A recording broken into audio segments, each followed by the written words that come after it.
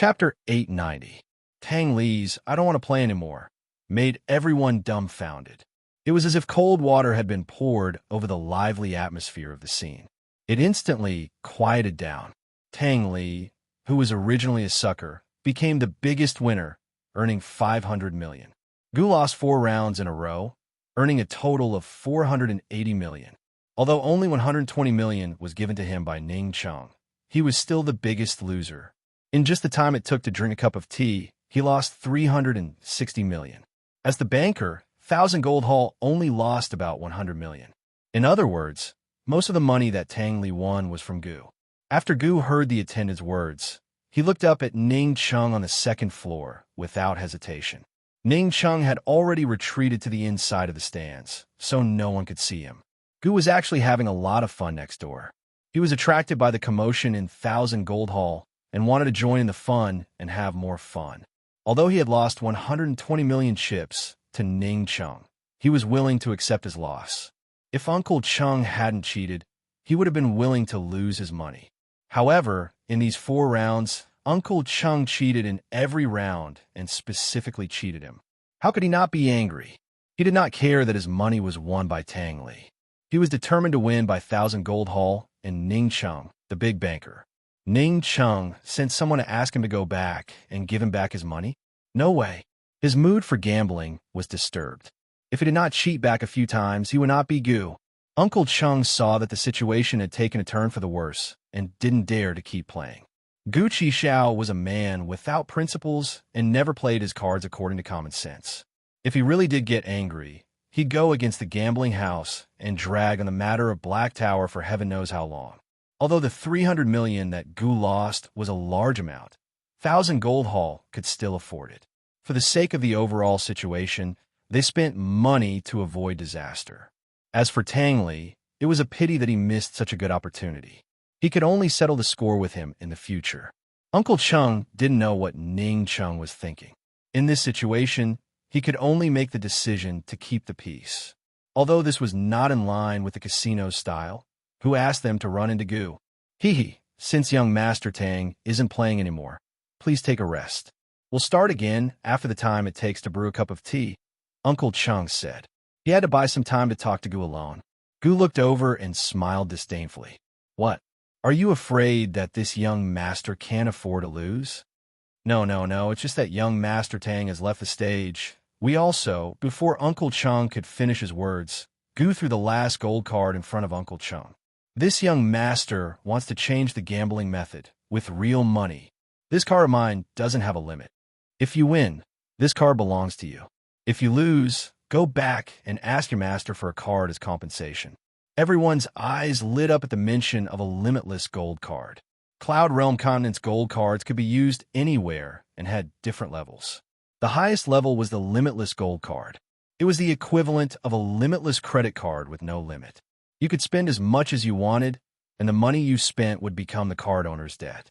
Naturally, the private bank would demand payment from the card owner. There were only about 10 limitless gold cards in all of Cloud Realm Continent.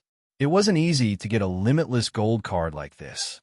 Unless one had enough assets and wealth, the big banks wouldn't let them pass. Tang Li had just broken a new record in the 3-way black market when Gu immediately broke it. Not only was he the first to bet extravagantly, he was also the one who lost the most money in a single day. He'd even broken the casino's rules and used his gold card as a wager. At first, no one wanted to find out what kind of face or identity was hidden under that golden mask, but at this moment, everyone was extremely curious. Looks like he's not an actor. What's his background? Han Yunqi was filled with doubts. She'd seen plenty of gold cards over the years, but she only knew of 2 limitless ones. One was used by Long Fei Yi himself, while the other was given to her by Long Fei Yi when he took her to Medicine City for the first time. Long Fei Yi looked at the black-robed, golden-masked man with interest, a flash of admiration in his eyes. Actually, he'd already lost interest in the pile of chips before, so he was more interested in gambling with a gold card. It had to be said that Uncle Cheng was also moved by Gu's limitless gold card. After all, there were only 10 such cards in all of Cloud Realm Continent, while Cloud Realm Trade Consortium only had 3. Tang Li, who was about to exchange the chips for silver notes with Ning Jing, turned back as well. He even sympathized with the black-robed man. He was sure to be targeted by the loan sharks of the casino. If this continued, he'd end up with a lifetime of debt. Of course, sympathy was one thing, but Tang Li didn't turn back to remind him. He didn't feel any guilt, either. Everything at the gambling table was done willingly, so he couldn't blame anyone else. If he had so many complaints, he shouldn't have gone to the gambling table at all. Even now, he was still holding Ning Jing's hand tightly in a happy mood. Tonight, Ning Jing had tugged at him multiple times to remind him that Ning Jing was his wife on the same boat as him.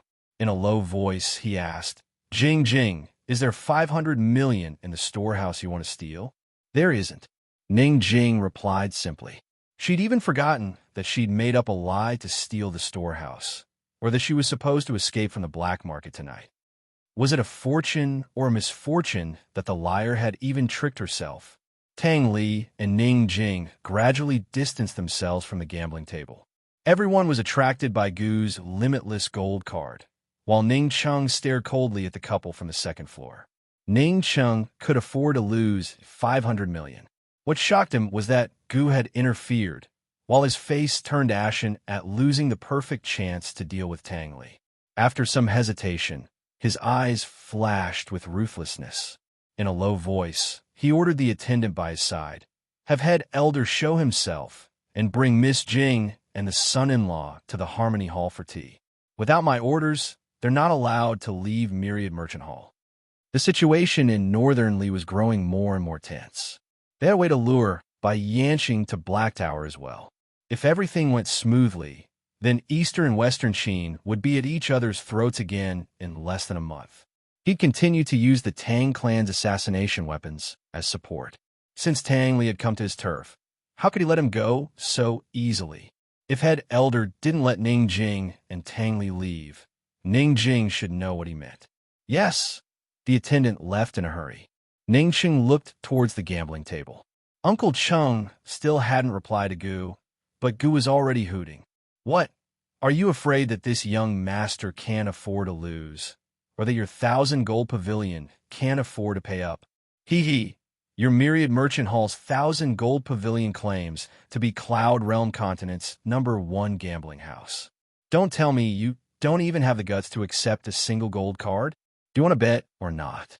If not, this young master is going to Golden Wing Hall." Day and night, the casinos that raked in money hated Gu Qixiao's antics the most. Gambling houses were the wealthiest places in the world. If a gambler wanted to gamble extravagantly, shouldn't they welcome him with open arms? How could they be afraid? Once they were afraid, they'd doubt the gambling house's wealth. That was the most fatal flaw. Gu Qixiao only muttered a few words before the surrounding gamblers all chimed in. "What's wrong with 1,000 gold pavilion? Can't they afford a single limitless gold card? If they can't afford it, then don't open a gambling house." "Pah, I never expected 1,000 gold pavilion to be such cowards. Boring. This old man's done playing. If this old man wants to win billions one day, 1,000 gold pavilion won't refuse to pay up, right? So boring. Everyone leave. This place isn't fun." The limitless gold card was a big deal. Moreover, Gu seemed like he'd continue gambling extravagantly no matter who won or lost. Uncle Chung couldn't make the decision anymore, so he'd long sent an attendant to ask for instructions from Ning Cheng. He pacified the crowd as he waited anxiously, but it wasn't an attendant who showed up, but a gray-robed man. As soon as he arrived, he attracted everyone's attention.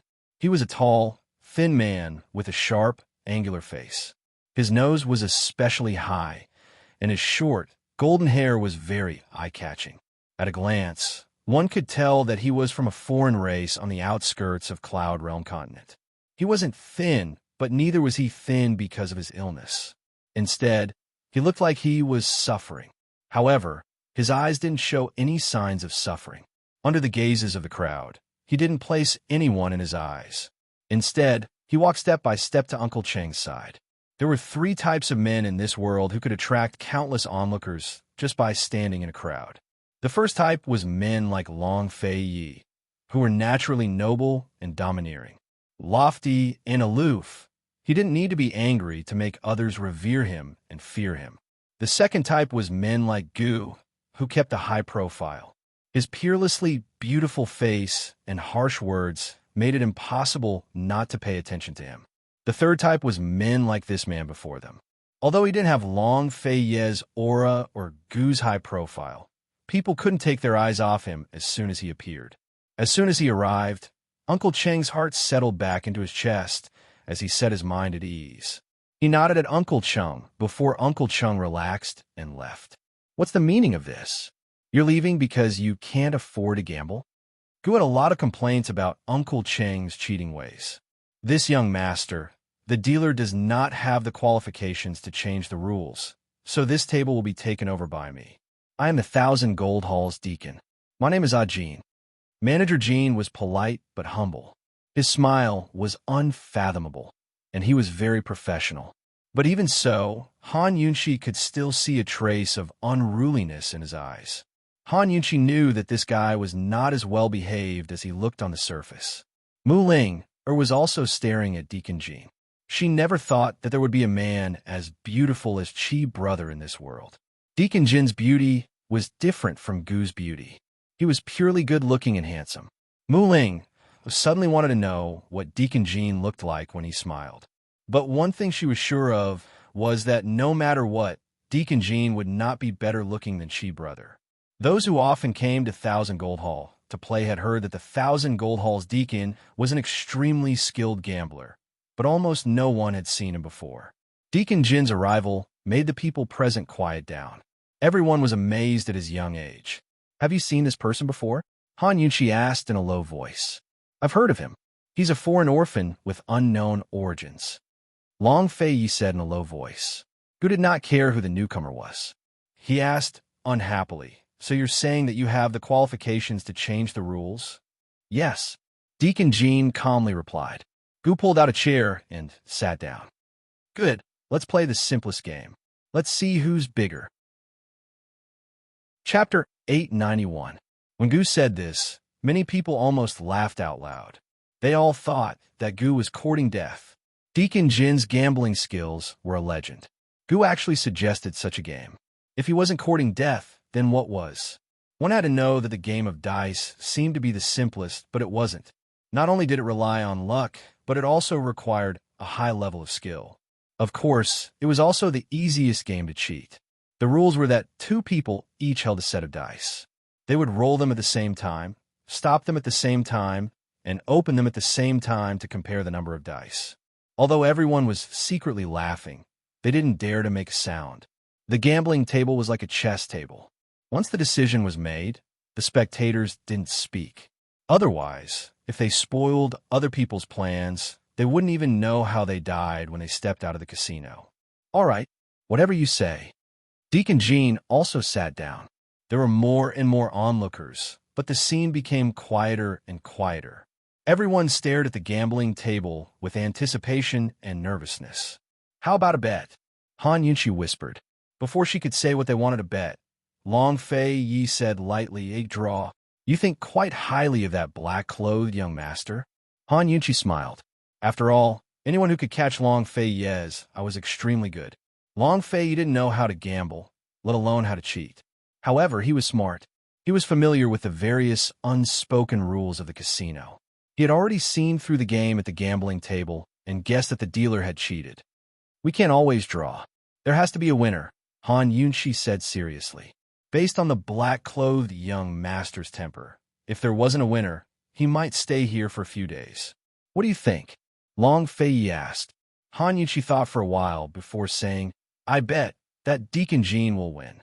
Although she felt that the black-clothed young master had some skills and deliberately didn't expose the dealer's cheating, the black-clothed young master was impetuous and impulsive. How could he win against a calm person like Deacon Jean?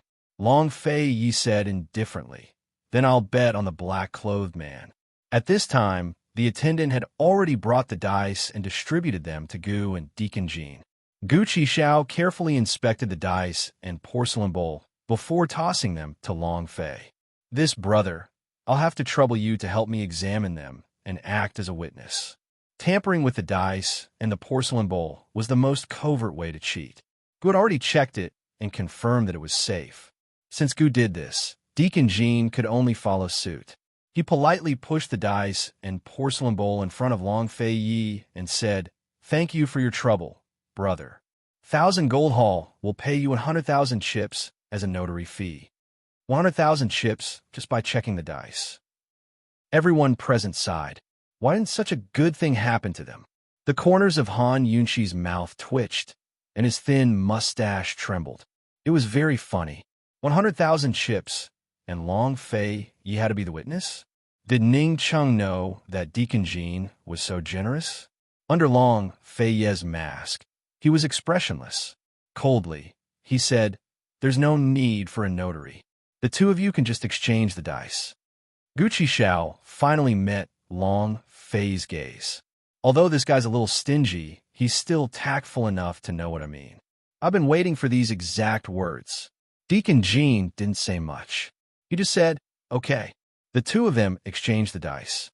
After they were ready, Deacon Jean asked seriously, "Are we going to see who's bigger or smaller?" "Smaller. Smaller wins."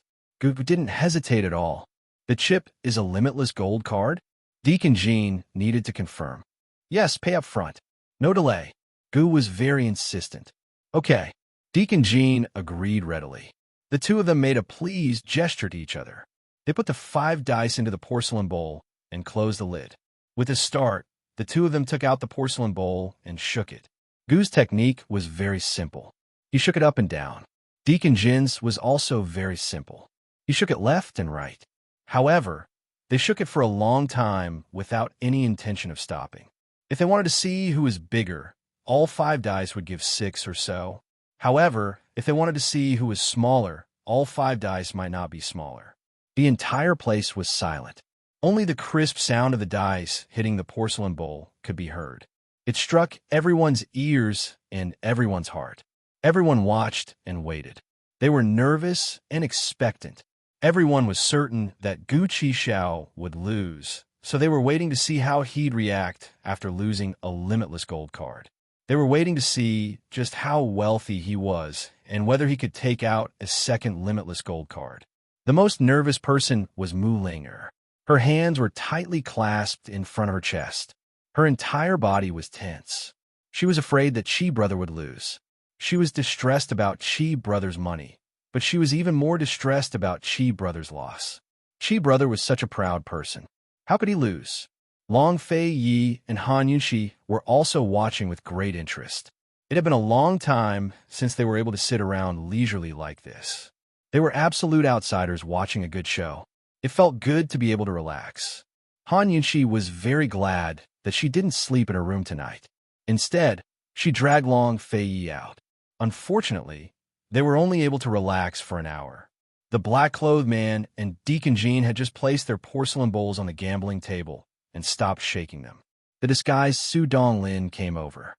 "Your Highness, I've received news from Black Tower. Bai Yanqing will arrive in a day. He has already successfully ambushed 4 shadow guards in Black Tower. He will definitely do his best to protect Su Xiaoyu's life." Long Fei Yi was quite surprised. Bai Yanqing had received the news so quickly and would arrive in a day. This meant that Bai Yanqing was near the 3-way battlefield. The black-clothed man and Deacon Jean were opening the lids at the same time. Long Fei Yi didn't even look at them. He immediately got up and pushed Han Yunqi away. Han Yunqi subconsciously looked back. She couldn't see who had won or lost. She only saw Deacon Jean smiling. The audience was silent. Who had won? Bai Yanqing has arrived early. It will take at least half a day to reach Black Tower from here. We must hurry over immediately, Long Fei Yi said in a low voice. Han Yunqi finally understood the seriousness of the situation. She couldn't care less about the gambling table. She hurriedly said, "He came so quickly. He can't have imprisoned Gu Beiwen nearby, right?" "It's possible," Long Fei Yi said in a low voice. Han Yunqi became nervous when she thought that Gu Beiwen was nearby. She hadn't seen him for too long. She didn't know if he was doing well. Su Donglin cleared the way in front. Long Fei Yi pushed Han Yunqi away in a hurry. The gambling table was bustling with noise and excitement, so no one paid much attention to them. After leaving Thousand Gold Hall, Han Yunxi thought of Tang Li. She asked, Su Donglin, did Tang Li leave? After winning so much money, the wisest thing to do was to leave immediately. This subordinate's people have been guarding the door. They didn't see sect leader Tang leave, Su Donglin replied truthfully. It must be Ning Jing and Ning Cheng who conspired to trick him here. If he doesn't lose everything, he won't be able to leave, Han Yunxi said worriedly. Don't worry, Tang Li won't lose. If Ning Jing really comes out so late, Thousand Gold Hall will suffer a big loss, Long Fei said. He wasn't worried about Tang Li's gambling skills. Based on how Tang Li restrained Ning Jing wouldn't dare to do anything to Tang Li. Thousand Gold Hall also wouldn't dare to use force. When he arrived at the gambling table, he recognized the bracelet on Ning Jing's wrist. Han Yunxi was still frowning. Su Donglin chuckled and said, Princess, sect leader Tang's gambling skills are the same as your poison skills. He's invincible. Don't worry. Han Yunxi nodded and didn't ask any more questions. Bai Yanqing came too quickly. They had to make preparations as soon as possible. Just as Long Fei Yi and Han Yunxi left three-way black market and rushed to Black Tower, Ning Cheng was standing in front of the secret room where Bai Yuqiao was locked up. Master, that wretched girl knows poison. It's too risky for you to do this. Why don't you persuade Gu to come back? Uncle Qing advised. In the past, if Gu wasn't around, Ning Cheng wouldn't get close to Bai Yuqiao and wouldn't interrogate him personally. After all, Bai Yuqiao was Bai Yanqing's disciple and was a poison expert. Ning Cheng couldn't guard against poison. Ning Cheng sneered. You're going to persuade him to come back? Uncle Cheng was speechless. Master had promised to compensate Gu for all his losses, but Gu was still not satisfied. What did he want? Tang Li was about to be trapped in a good round, but Master didn't blame him for messing it up. It was already good enough. Uncle Cheng thought about it and suddenly said angrily, Don't tell me he doesn't know he wants 360 million? Is he trying to take advantage of the situation? I won't give you any more. Ning Cheng's expression was ugly, and a trace of malice flashed across his eyes. He pushed the door open and went in. Uncle Cheng couldn't stop him, so he could only instruct the poison doctor to wait at the door while he followed him in. There was an iron cell in the secret room, and Bai Yuqiao was locked in it. He wasn't tied up like Su Xiaoyu, so he could still move freely. When he heard someone come in, Bai Yuqiao hurried to the iron bars and said loudly, Gu, what do I have to say to make you believe me? My master treated me like this, and I hate him to the core. How can I still side with him? Gucci Xiao, everything I told you guys was the truth. If there's even half a lie, I'll be struck by lightning and die a horrible death. Is that enough? Gu, you're already here. If you don't act now, it'll be too late. If my master sends Su Xiaoyu to Gu Beiwei, you'll never find her. Bai Yuqiao was really anxious. She couldn't wait for Ning Cheng and Gu to kill her master. Once her master was dead, her senior brother wouldn't be so stupid to be used by her master. Actually, she was very clear that Ning Cheng and Gu might not be her master's match. But as long as Ning Cheng and Gu made a move, she would have a chance to escape and inform her master. Ning Cheng originally didn't want to show his face, but seeing that Bai Yuqiao mistook him for Gu, he also stood in the shadows and didn't make sound. Gu, can you fucking stop dawdling? All right, I'll tell you the last secret. Those guards in Black Tower are my confidants. My master didn't save me and mistakenly thought that I died. He definitely didn't tell the people in Black Tower. As long as I can control those guards, it won't be difficult to kill my master. Bai Yuqiao threw caution to the wind. At this time, Ning Cheng walked out from the shadows and stood in front of her. Bai Yuqiao was startled. Ning Cheng, you what? Could it be that you and Gu have some unspeakable secret that you're afraid this patriarch will find out? Ning Cheng coldly retorted. Bai Yuqiao was keenly aware that something was wrong. There seemed to be some problem between Ning Cheng and Gu. She sneered. What secret could I have? I'm just curious. When did Patriarch Ning trust me so much and not fear my poison techniques? Ning Cheng personally lit the lamp, illuminating the room. He looked down at Bai Yuqiao. Little girl, how about we make a deal? Chapter 892. A Deal? Upon hearing these two words, Bai Yuqiao was certain that Ning Cheng must have fallen out with Gu and had no other choice. That was why he took the risk and came to find her alone. Along the way, Bai Yuqiao had already compared Ning Cheng and Gu. Both men were very scary, but Gu was far scarier than Ning Cheng. Gu did not play by the rules at all. When he was ruthless, he was like a demon who would destroy everything at all costs, even if it meant sacrificing his own life. Ning Cheng was different. No matter how sinister and ruthless Ning Cheng's methods were, he still had a bottom line. After all, Ning Cheng controlled the D clan's Ning family and the Western Qin camp. Ning Cheng had scruples and concerns, so he knew his limits. Compared to Gu and Ning Cheng, Bai Yuqiao preferred to work with Ning Cheng. What deal? Bai Yuqiao became serious. Help me deal with Bai Yanqing. No matter whether you succeed or not, I will let you go. Bai Yuqiao was unmoved by Ning Cheng's words. However, Ning Cheng's next words stunned her. Ning Cheng said, I can pay you 160 million as commission now. After the deal is done, I will give you another 200 million. How about that? For real? Bai Yuqiao asked seriously. Ning Cheng did not answer. Instead, he took out a 160 million gold card from his sleeve and threw it over. Bai Yuqiao caught it and glanced at it to confirm that it was genuine. Ning Cheng's lips curled into a cold smile. He came from a merchant family and always believed that money could make the world go round. He added, Bai Yuqiao, you should know that Gu has no intention of letting you go. No matter whether you succeed or not, you have to die. Bai Yuqiao really liked money. She quickly laughed. Master Ning is really rich and generous. You are much more generous than Gu. But why is it 60 million? Bai Yuqiao could not figure out this number. This clan head just likes this number, Ning Cheng intoned. 360 million.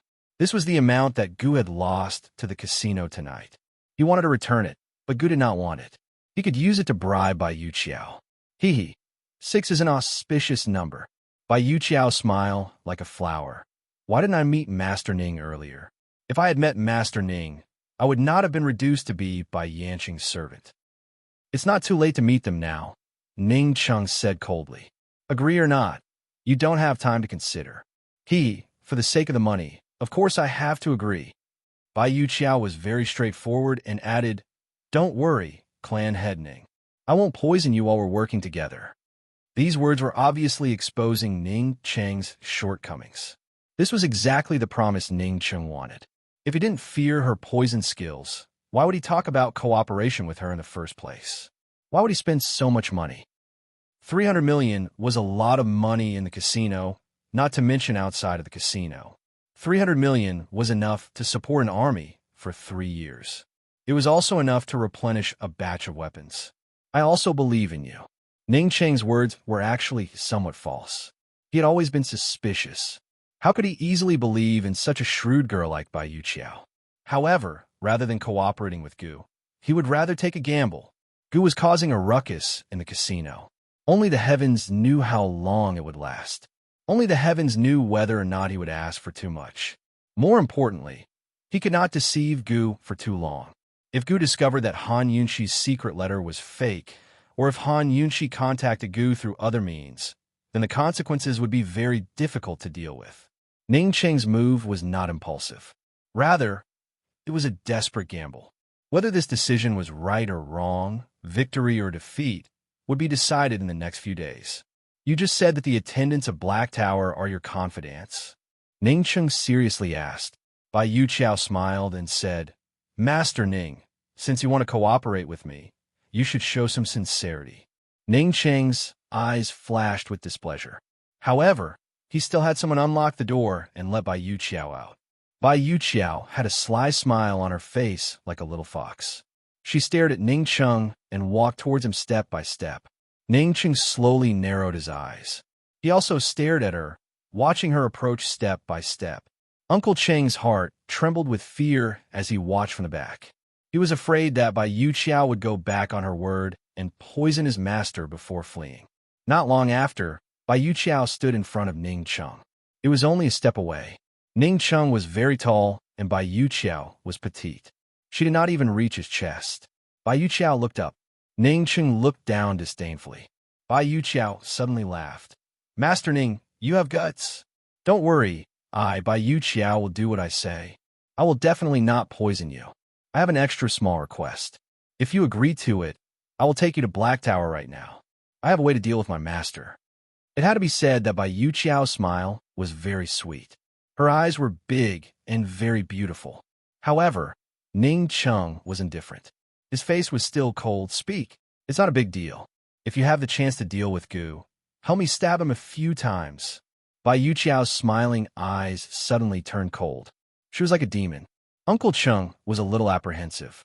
Cooperating with this kind of girl, his master was taking too much of a risk. But Ning Cheng was happy. He laughed loudly and said, all right, it wouldn't be too late to deal with Gu after he finished dealing with Black Tower.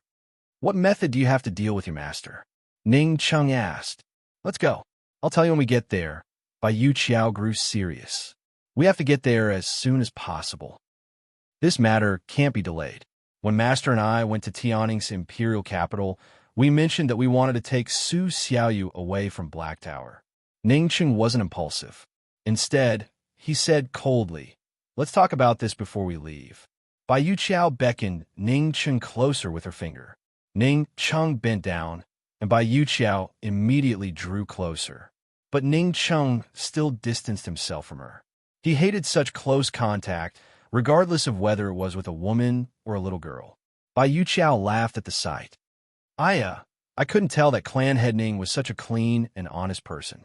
What a pity, what a pity. Ning Cheng's face was gloomy. Are you going to tell me or not? Clan Head Ning, I actually think that you're a perfect match for the Princess of Western Qin.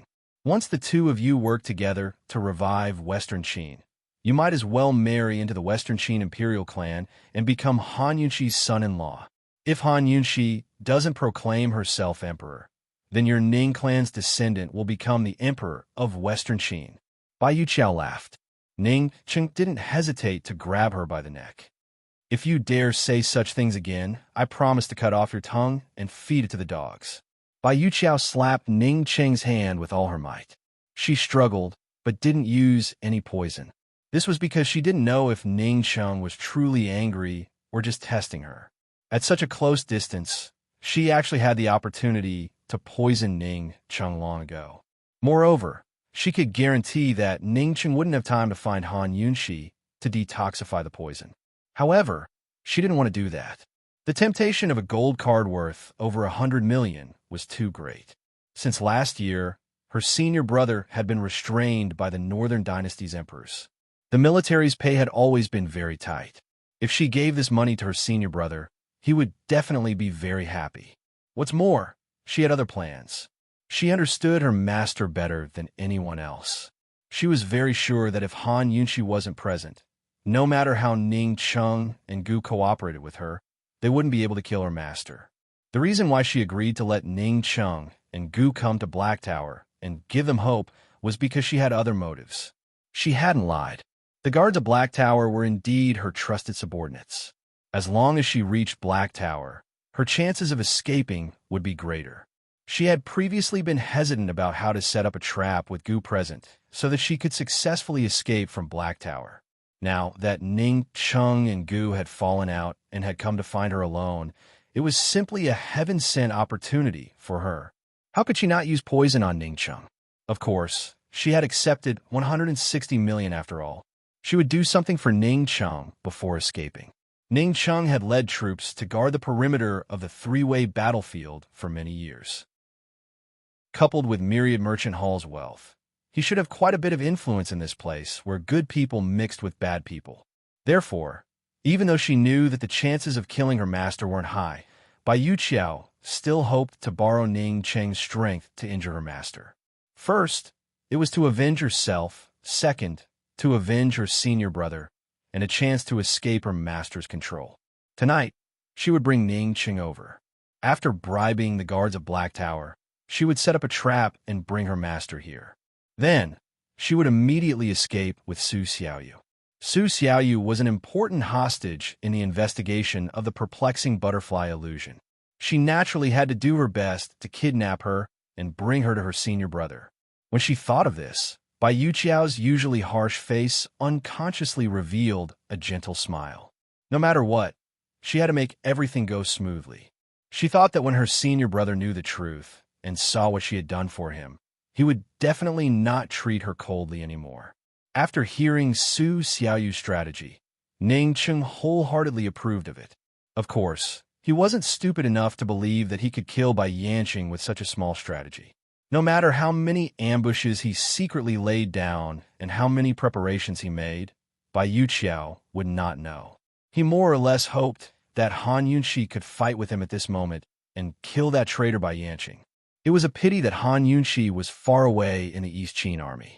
Even if he was filled with resentment and hatred whenever he thought of her name, Ning Cheng's cold and arrogant eyes would unconsciously soften. His left hand's 5 fingers gently moved as if he wanted to clench them, but he couldn't. He thought that it was good that Han Yunxi wasn't here. Otherwise, Bai Yanqing would use the same trick and use Gu Beiyue as a bargaining chip to threaten him, wasting all his efforts. Ning Cheng finally let go of Bai Yuqiao. Bai Yuqiao fell several steps before steadying herself. She was panting for breath, almost being choked to death. Go and prepare. Wait for me at the door in half an hour, Ning Cheng said coldly before turning to leave. Bai Yuqiao let out a large sigh of relief. She almost couldn't hold it in. When Ning Cheng came out, Uncle Cheng quickly followed him. Master, think about it again. This matter can't be rushed. What kind of person is Bai Yanqing, and we don't have a single person who knows poison? This is too risky if Gu. Uncle Cheng did not even finish before Ning Cheng said coldly, increase the number of archers by 1,000. Also, bring me the pear blossom rain needles. He did not believe that Bai Yanqing's poison could be faster than the pear blossom rain needles.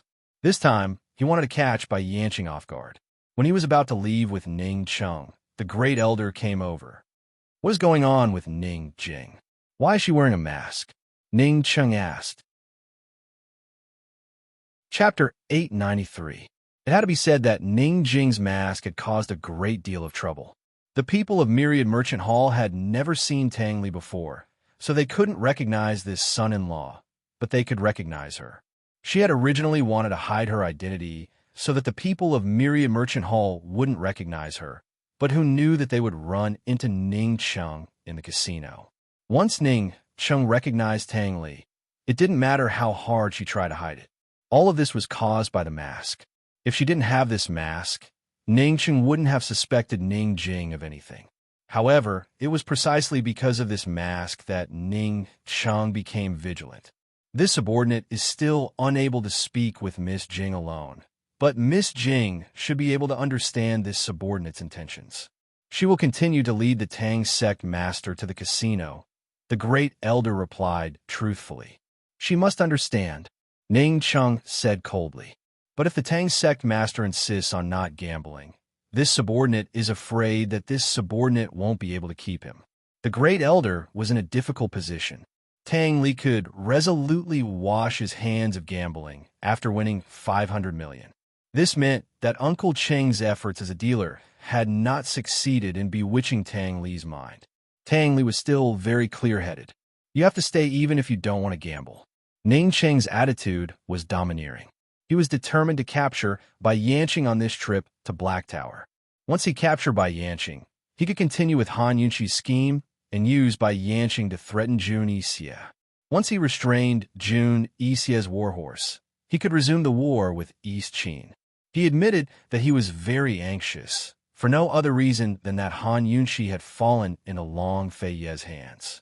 In public, if this matter was accidentally exposed, or if Long Fei Ye maliciously announced it, Western Qin would lose all face and the hearts of Western Qin soldiers would turn cold. Personally, he just wanted to see that woman as soon as possible. You just need to find a chance to pass on my words to Ning Jing. Leave the rest to Ning Jing. Ning Cheng's attitude was firm. Tell Ning Jing to finish what she needs to do in the black market. She doesn't need to return to the Tang clan, either. I'll leave everything in Cloud Realm Trade Consortium to her. Hearing this, First Elder let out a sigh of relief. Letting Miss Jing, who he was most familiar with, deal with Tang Li was better than letting an old man like him, who knew nothing about Tang Li, come up with an idea. He believed that Miss Jing wouldn't disappoint everyone. I understand. I'll do it right away. The great elder left happily. After instructing the head elder, Ning Chung took Bai Yuqiao with him and left three-way black market behind Gu's back. Through the night, they headed for Black Tower. Currently, Ning Jing and Tang Li were in a tea house in Myriad Merchant Hall. Only a few servant girls waited on them, but Ning Jing was well aware of the number of guards outside. She was even more aware that someone was watching their every move from the shadows. She and Tang Li hadn't even exchanged their chips for silver notes when First Elder arrived. He pretended to recognize Tang Li as the Tang clan head and the son-in-law of Cloud Realm Trade Consortium. It was obvious that First Elder's actions were on Ning Cheng's orders. From that moment on, Ning Jing knew they wouldn't be able to escape. She could only take off her mask and admit her identity. Tang Li was shrewd enough to know that Ning Cheng wasn't planning to let them go. In the silence of the room, the two of them had a tacit understanding of the situation. Ning Jing wanted to speak multiple times, but didn't know what to say. In the end, it was Tang Li who spoke first. In a low voice, he asked, "Will we be able to leave if we cooperate with the arms trade?" "Yes. Will you agree?" Ning Jing knew it was impossible, but she couldn't help but harbor some hope. Tang Li didn't hesitate to deny it. "Impossible." Ning Jing laughed coldly in her heart, but her face remained expressionless. "Then what do we do?" "Then we'll just wait." Tang Li's face was relaxed and optimistic. Ning Jing finally lost her temper, but she kept it to herself. "How long do you want to stay?" she asked mildly. "Until the end of time, I guess. I'll have money in my hands and people by my side. So that's enough," Tang Li said easily. She should have been moved, but perhaps because she knew all too well that he was joking, Ning Jing finally showed her anger. She growled, "I want to leave this godforsaken place." "Then you'll have to think of a way yourself. Anyway, I can't do anything to your family." Tang Li shrugged with an innocent look on his face. What he said just now was a joke, but it wasn't a joke either. Staying here for the rest of her life was pretty good too. Ning Jing didn't say anything. She secretly laughed at herself for being childish. How could she rely on Tang Li to escape? Tang Li was now a fish on the chopping board. She could only rely on herself. Not only could she not arouse Ning Cheng's suspicion, but she could also think of a way to escape. She stared at Tang Li quietly. At first, Tang Li didn't feel anything, but after being stared at for a long time, he suddenly felt a chill run down his spine. Jing, what are you thinking about?" he asked timidly. "Nothing." Ning Jing then shifted her gaze and looked out the door. She had an idea.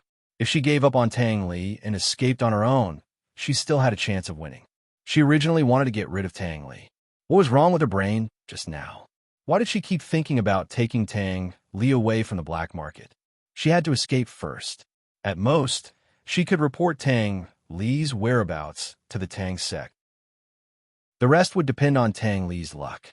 In any case, before Ning Chang got the Tang sect's hidden weapons, he would at most torture Tang Li a little. He wouldn't kill him. Thinking up to here, Ning Jing's entire body relaxed. Whether it was day or night, the black market would never stop bustling. The clamor of the casino, the clamor of the auction house, and the hubbub of voices in several stores seemed to never stop. Long Fei Yi and Han Yunqi had already left. Ning Cheng and Bai Yuqiao had also left. However, Gu was still immersed in the gambling table and playing excitedly. Gu dragged Ning Cheng to the black market to rest because he didn't want to go to the Black Tower so early. He wanted to deal with Ning Cheng first.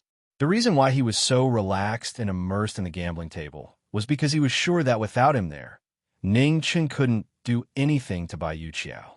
Along the way, he naturally saw that Bai Yuqiao was trying to sow discord between him and Ning Cheng. However, he didn't think that Ning Cheng would be stupid enough to believe Bai Yuqiao. So far, he had played 10 rounds with Deacon Jean. From the first round to the 10th round, it was a draw. Both of them rolled a number 1. All the dice stood together, revealing the topmost number 1. Gu's gold card was still in the middle of the gambling table. He hadn't lost it. Heavens, it's another draw. That's amazing. This is the 11th time. Both of them are amazing. I didn't expect this young master to be so secretive. Did he lose on purpose just now? TSK, TSK. Doesn't it hurt to lose a few $100 million? There was a lot of discussion around them.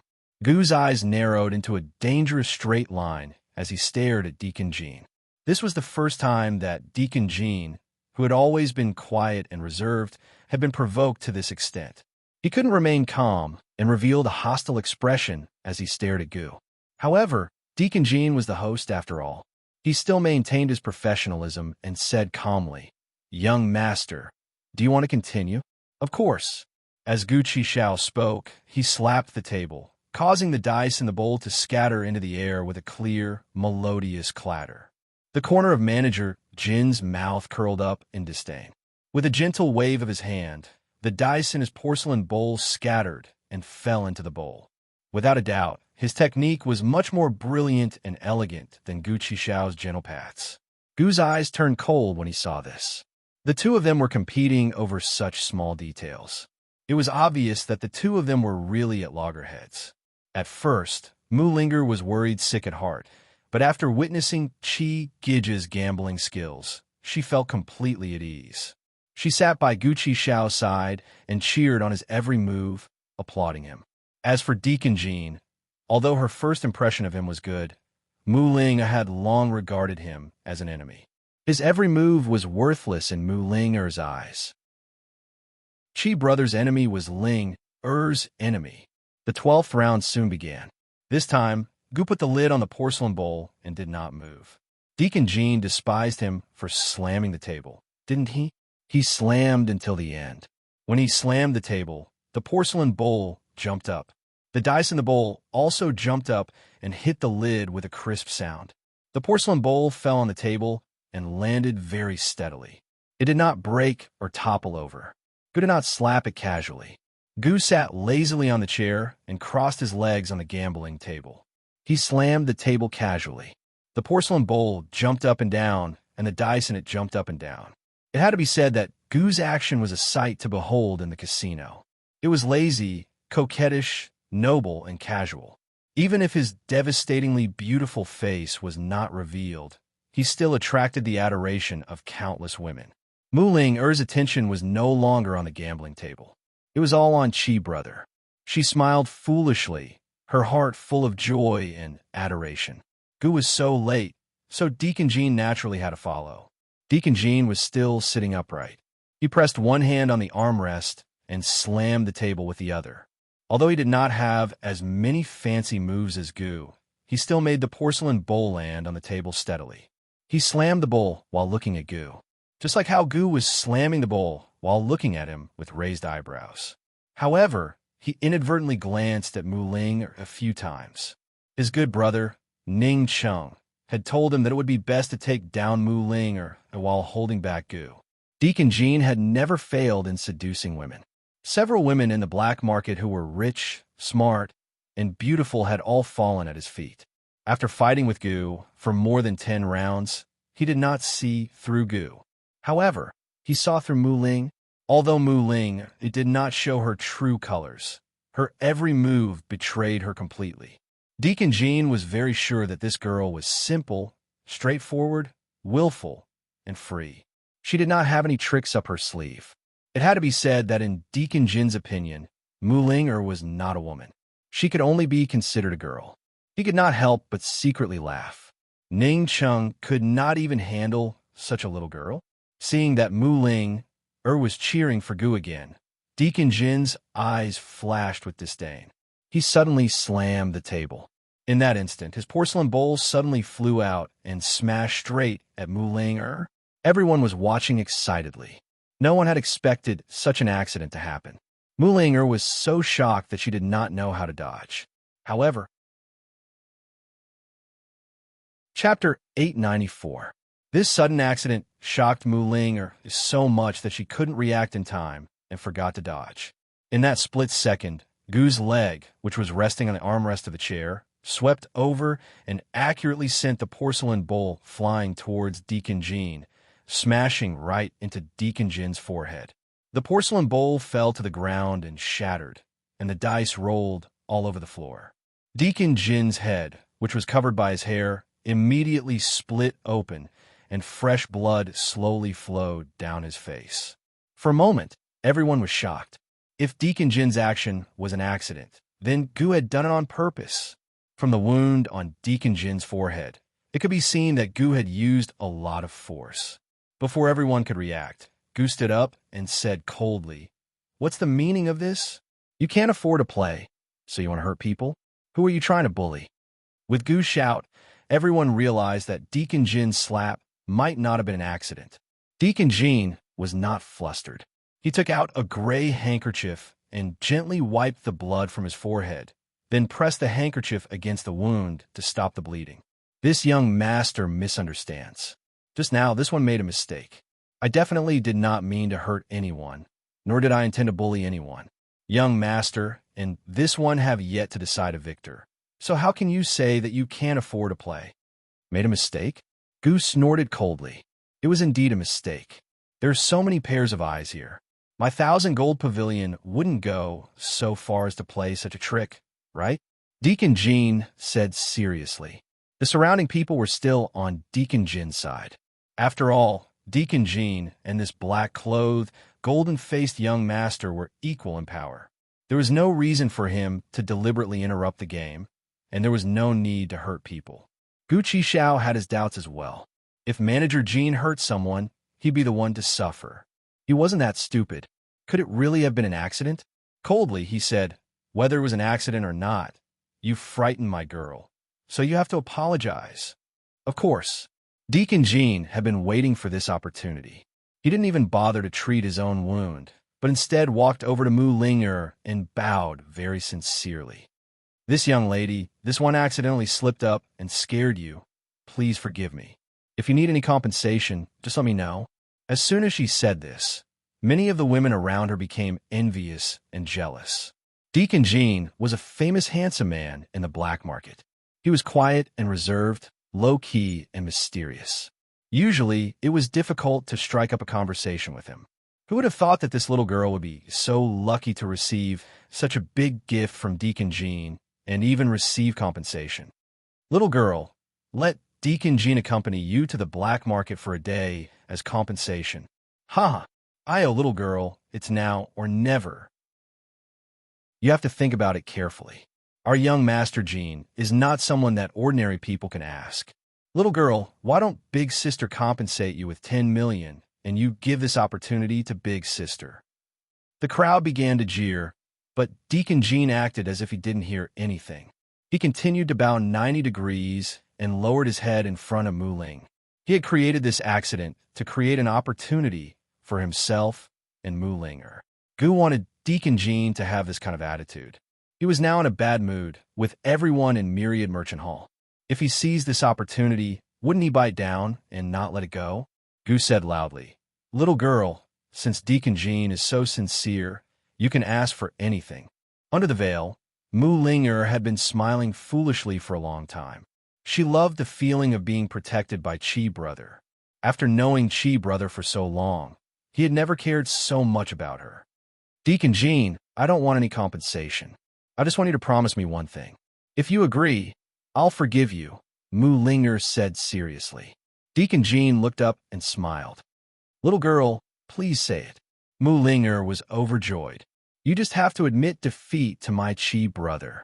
As soon as these words were spoken, the entire place fell silent.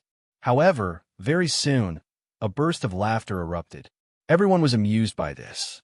As for the name Chi Brother, no one was familiar with it, so they didn't think too much about it. They just thought that the black-clothed, gold-masked man was this girl's seventh brother. Under Gu's mask, he was beaming. Ling'er, this little girl, was always so cute. The corner of Deacon Jin's mouth twitched a few times, but he remained calm and smiled. "Little girl, you really know how to joke." Mu Ling'er became serious. "I'm not joking. If you don't agree, call your manager out. I'll lodge a complaint against you. Replace you." Deacon Jin's eyes flashed with a touch of complexity. He had to admit that he had underestimated this little girl. Although she was straightforward and simple, she was not stupid at all. If it was him, no one in 1,000 Gold Pavilion would be able to beat Gu Qixiao in gambling. Judging from Gu Qixiao's actions, Ningcheng's storehouse will be emptied out sooner or later. Little girl, victory or defeat depends on strength. I believe that your Qi brother will not accept my defeat. Please, before Deacon Jean could finish his words, Gu interrupted. As for me, I don't mind, as long as my little girl is happy. Mu Linger couldn't help but laugh. Deacon Jin's usually calm face darkened a lot. What could be more depressing than the fact that he had set a trap for himself in the end? Deacon Jean, even my Qi brother doesn't mind. What else do you have to say?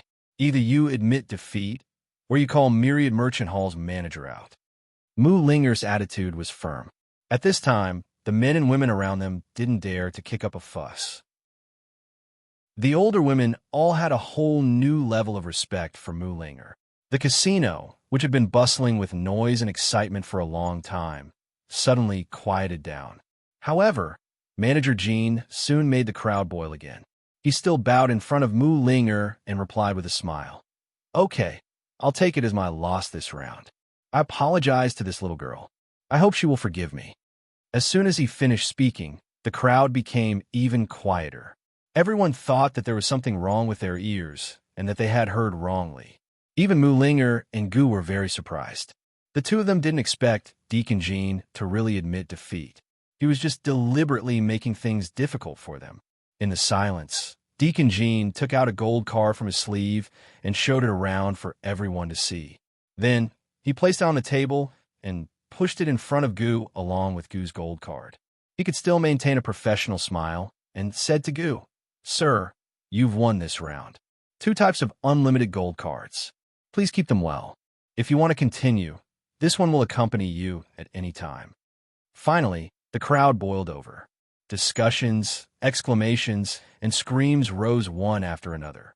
In the hustle and bustle, Mu Linger heard a few people speaking up for Deacon Jean. They said that the gold card didn't belong to 1,000 Gold Pavilion, but Deacon Jin's own. Mu Linger believed this. After all, the accident just now was Deacon Jin's fault.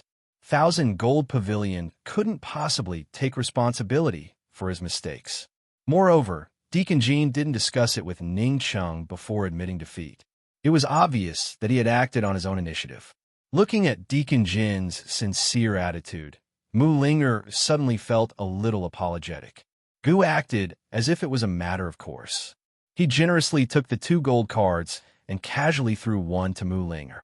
He smiled and said, There's no need to admit defeat. Compensation is still required. Gu knew that the person who was in charge of 1,000 Gold Pavilion was definitely not simple. However, he was still a little surprised that Deacon Jean had an unlimited gold card. It looked like this Deacon Jean was still very much favored by Ning Cheng. With Gu's words, the surrounding criticism became even louder. Although Mu Linger took the gold card, her heart was still a little apprehensive. Deacon Jean smiled and said to Gu, Since there's no need to admit defeat, then let's continue. Deacon Jean actually had sufficient reasons to reject Mu Linger's unreasonable request. However, he was willing to use an unlimited gold card to gain Mu Linger's favor. Moreover, this gold card was in Mu Linger's hands. He would have a reason to get close to Mu Linger. Ning Cheng promised that as long as he could settle this man and woman, he would agree to return the slave contract to him. From then on, he would be free. This transaction was worth it. Of course, we're going to continue. Gu's spirits were rising. When the attendants brought in new porcelain bowls and dice, the two of them began a new round of fierce fighting. Time passed the fastest in the gambling house. Before they knew it, dawn had arrived. Ning Cheng and Bai Yuqiao had arrived at Black Tower as well. Last night, Bai Yuqiao had specially sent a letter to Black Tower via messenger Hawk to sound out the situation. As expected, she understood her master best. Her master hadn't told the guards that she'd already died in Tianning's imperial palace. Thus, the guards had no idea of her current predicament. Bai Yuqiao and Ning Cheng didn't set up an ambush around Black Tower, nor did they sneak in. Instead, they walked in openly.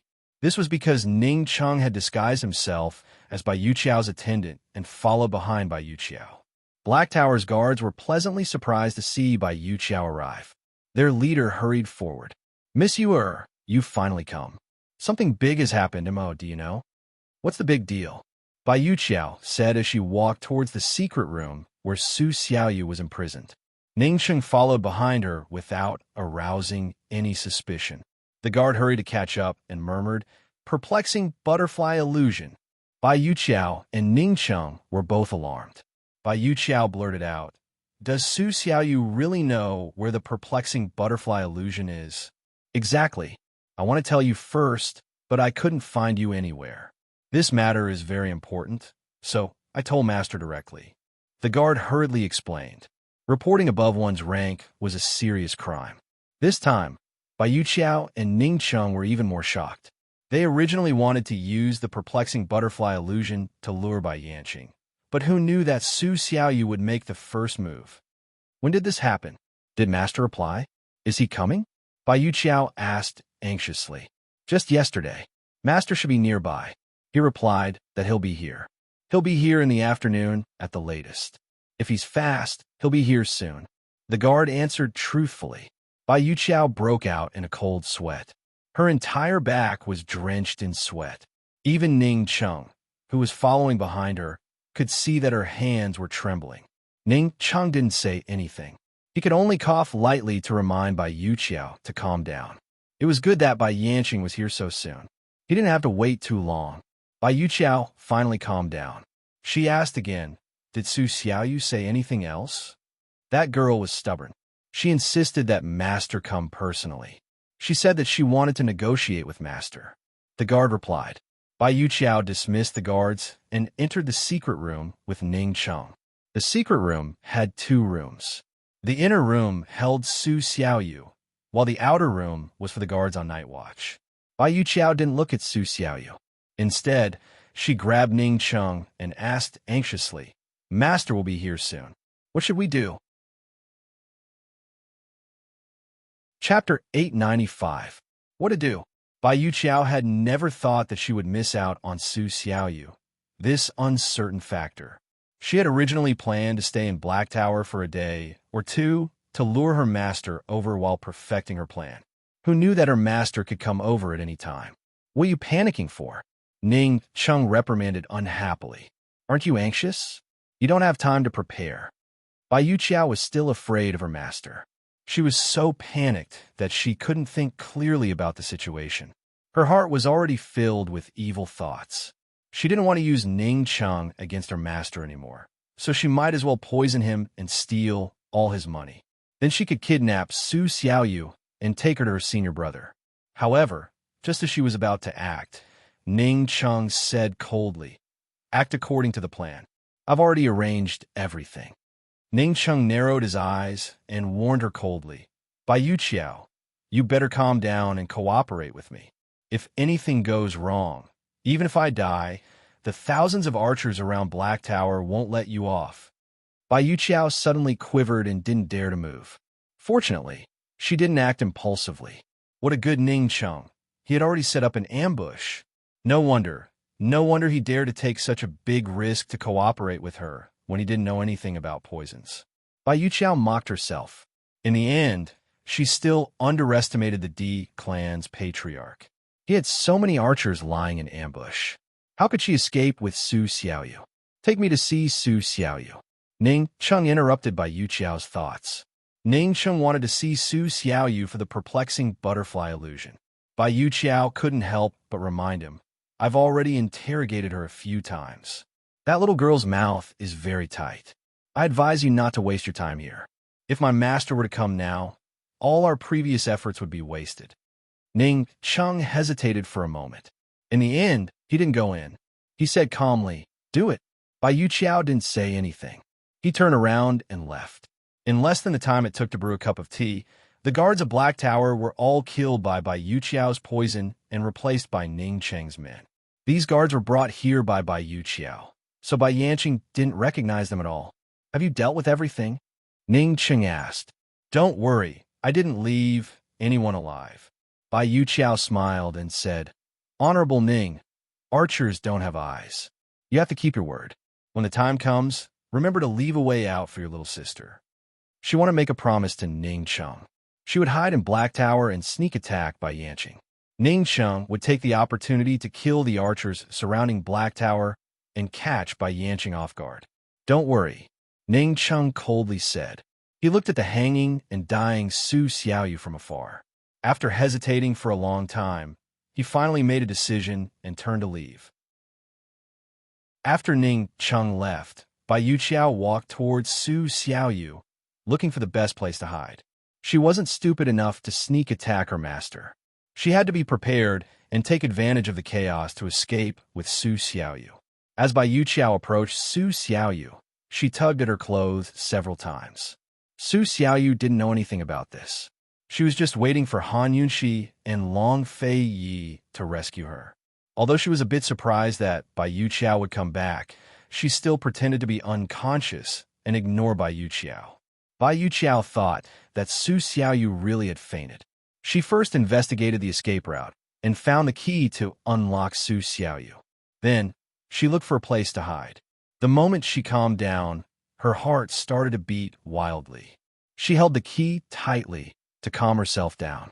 She told herself that as long as she could get through this, she would be with her senior brother forever. She would openly tell him that she had liked him for many years. Bai Yuqiao held her youthful thoughts and gradually relaxed. She waited quietly, as if she was waiting for a beautiful dream and a beautiful future. However, Ning Cheng had no intention of letting her go. Ning Cheng had already left Black Tower and met up with the archers who had been lying in ambush around Black Tower for a long time. At this moment, he was standing beside a red barbarian cannon. His large hand was gently stroking the red barbarian cannon, as if he was stroking a docile pet. However, the red barbarian cannon was not docile at all.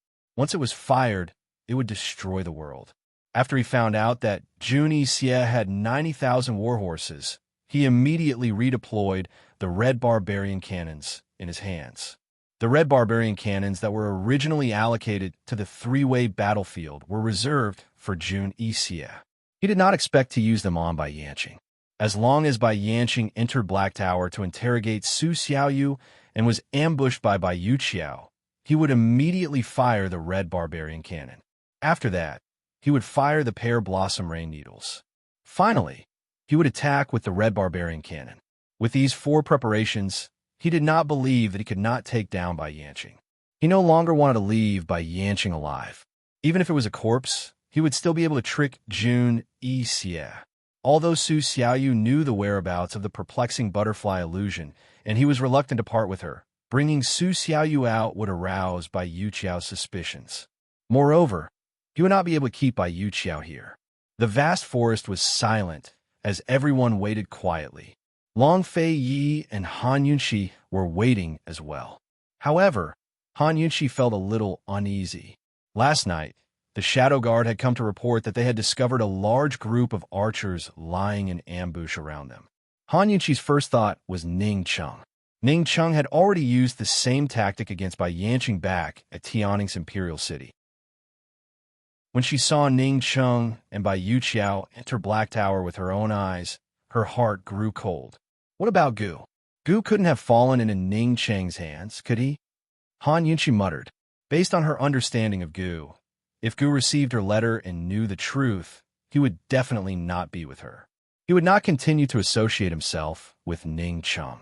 He would probably take Bai Yuqiao away and search for Gu Beiyue's whereabouts on his own. Now that Ning Cheng and Bai Yuqiao had come to Black Tower together, what about Gu and Mu Ling? Nothing will happen to Gu and Ling, right? Han Yunxi was a little anxious. You don't need to worry about him. Nothing bad will happen to him. Long Fei Yi said mildly. Even at this point, he still didn't reveal Gu's undying secret. Could something have happened to Ling? Did Ling fall into Ning Cheng's hands? Han Yunxi asked again. With Gu's personality, he would definitely fight Ning Cheng to the death if there wasn't some special reason. How could he let Ning Cheng get away with it so easily? Long Fei didn't have many people hiding in Black Tower, so they wouldn't be discovered easily. However, he didn't have the Shadow Guard investigate thoroughly at this juncture for fear of being discovered by the archers. He said mildly, there's no point in thinking too much. Bai Yuqiao must be in cahoots with Ning Cheng. Let's just watch the show. The two of them might not be able to deal with Bai Yanqing. Han Yunqi said softly. She secretly scolded Ning Cheng for being impulsive. He had clearly exchanged blows with Bai Yanqing, yet he still underestimated Bai Yanqing. If he couldn't contain Bai Yanqing's poison skills, even Long Fei Yi wouldn't dare to be careless. Long Fei Yi's lips curled into a cold smile, but he didn't say anything. They were hiding in the dense grass, with Bailey Mingxiang and Su Donglin standing behind them. The waiting time was always long. For a long time, they didn't see Bai Yanqing's shadow. However, the more it was like this, the more they had to be patient. Han Yunqi sat in the wheelchair. Long Fei Yi squatted beside her, his large hand holding her small hand. Su Donglin was always vigilant, watching out for any movement around them.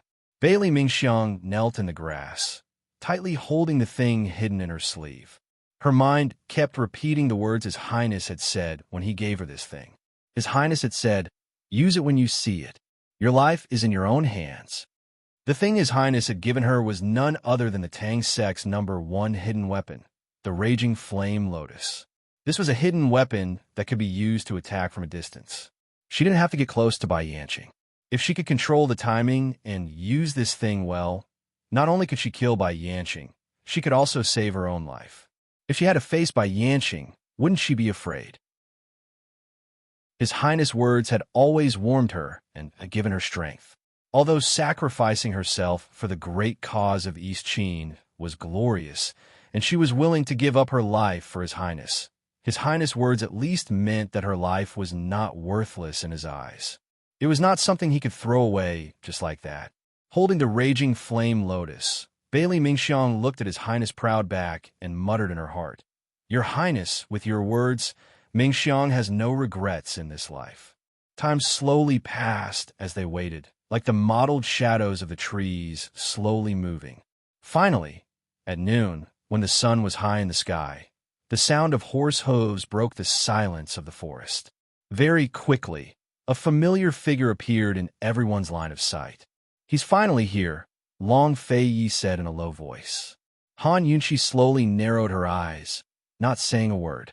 Su Donglin and Bailey Mingxiang were both a little nervous, especially Bailey Mingxiang, who unconsciously held the Raging Flame Lotus tightly. On the other side, Ning Cheng was already squatting beside the red coat cannon, fully prepared. The cannonballs were like arrows on a bow, ready to fly out at any moment. Before Bai Yanqing even reached the door, several guards quickly came out to greet him. They all kneeled down and lowered their heads. Long Fei Yi secretly admired them.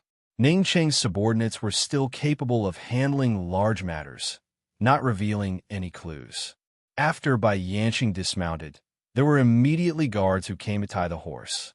He took off his cloak, revealing his body covered in dust. The people hiding in the grass didn't dare move, and several people even stopped breathing. It had to be known, if they hadn't been lying in wait and not moved, they wouldn't have been able to escape Bai Yanqing's eyes and ears. But even like this, Bai Yanqing still turned around. His face was serious as he slowly looked around. Long Fei Yi and Han Yunqi were very calm. In fact, if not for Ning Cheng's interference, they wouldn't have to hide like this. They would have revealed themselves and fought openly with Bai Yanqing. Long Fei Yi's martial arts were slightly better than Bai Yanqing's. If not for Bai Yanqing's poison skills, Long Fei Yi could still deal with Bai Yanqing. However, Bai Yanqing's poison skills couldn't be ignored, so Long Fei Yi could only bring along Han Yunqi to fight with Bai Yanqing. Han Yunqi's legs were inconvenient, so Long Fei Yi's burden was even greater. Therefore, it was difficult to determine the winner between the two sides. However, Long Fei Yi still had Bailey Mingxiang as their trump card, so their chances of winning were very high. The two of them didn't need to be nervous at all. Other than Long Fei Yi and Han Yunqi, almost everyone was trembling in fear. Uncle Cheng, who was squatting on the other side of the Red Barbarian cannon, was about to say something when Ning Cheng stopped him with a sharp look. Ning Cheng's right hand was clenched into a fist, and Bailey Mingxiang was so scared that he simply closed his eyes and didn't dare to look anymore. If he couldn't see, he wouldn't be afraid. The atmosphere in the quiet forest was extremely tense. Bai Yanqing glanced around and suddenly fixed his gaze on Long Fei Yi and Han Yunqi. Chapter 896. The large forest was very quiet. Bai Yanqing's cold and stern gaze was fixed on Long Fei Yi and Han Yunqi. For a moment, everyone became nervous. Bailey Mingxiang, who had already opened her eyes, did not dare to close them again. She was afraid that she would miss the best opportunity when Bai Yanqing attacked. Su Donglin was also on guard, ready to fight at any time. Ning Cheng did not know that Long Fei Yi and Han Yunqi were hiding in this direction. He only thought that Bai Yanqing had noticed the archers lying in ambush around them. He was also very nervous. Bai Yanqing's gaze was fixed on them for a very long time, as if he had really noticed something and could walk over here at any time. Finally, Han Yunqi's heart also became nervous. She held Long Fei Ye's hand tightly, asking if Long Fei Ye was ready to make a move. If Bai Yanqing really discovered them, it would be too late to make a move. If they made a move at this time, they could still attack Bai Yanqing and catch him off guard. However, Long Fei Yi held Han Yunqi's small hand and immediately calmed her uneasiness. No matter how Bai Yanqing looked at him from afar, he was still as steady as Mount Tai and did not move. Time seemed to have stopped here. Suddenly, a guard ran out of the room and hurriedly reported, "Master, Su Xiaoyu is about to die." Bai Yuqiao was still hiding in the dark room. This group of guards were Ning Cheng's men. Seeing that the situation was not good, they were afraid that Bai Yanqing would discover the ambush around them. Therefore, they could only use this method to lure Bai Yanqing into the room. As for whether Bai Yanqing would discover anything strange in the room, they already did not care. Tricking Bai Yanqing into the room and giving Ning Cheng a chance to shoot was better than doing it outside. The probability of Bai Yanqing being blown up inside the house was much higher than being blown up outside. Bai Yanqing looked back and asked suspiciously, "Dying? What do you mean?" The guard originally thought that Bai Yanqing would directly rush into the room, but he didn't expect him to ask for details. The guard hesitated for a moment, but in this moment of hesitation, Bai Yanqing's eyes flashed with a cold light. Unexpectedly, he soared into the air. He wanted to escape. He found out. Han Yunqi exclaimed, "Release the arrows. Don't let him escape." Ning Cheng made a prompt decision. In an instant, two large circles of archers emerged from the bushes. The first circle of archers crouched on the ground and shot arrows at Bai Yanqing from below. The second circle of archers quickly climbed up the surrounding trees and shot arrows at Bai Yanqing from above. Han Yunqi and Long Fei's group were hiding outside the archers' encirclement to witness everything. It had to be said that even Long Fei Yi admired Ning Cheng's arrangement. In this way, Bai Yanqing was quickly pinned down by the archers below. And once he was pinned down by the archers below, the archers above took advantage of the opportunity. The two circles of archers quickly formed an inescapable net and pinned down Bai Yanqing from the front, back, left, and right. Bai Yanqing swept out circles of sword light again and again. Moreover, as soon as the archers in front were shaken off, there would be more people lying in ambush from behind to fill in the gaps. Han Yunqi quickly discovered that Ning Cheng had twice as many archers as before. It seemed that Ning Cheng had been preparing for this for a long time. Even an expert like Bai Yanqing couldn't keep up with them. However, Han Yunqi didn't understand how Ning Cheng would deal with Bai Yanqing's poison techniques. It was much easier to control the wind to poison someone in the mountain forest than in the imperial palace. Soon, Long Fei Yi carried Han Yunqi to the top of a tree and overlooked the battlefield of Black Tower. Bailey Mingxiang and Su Donglin followed closely behind.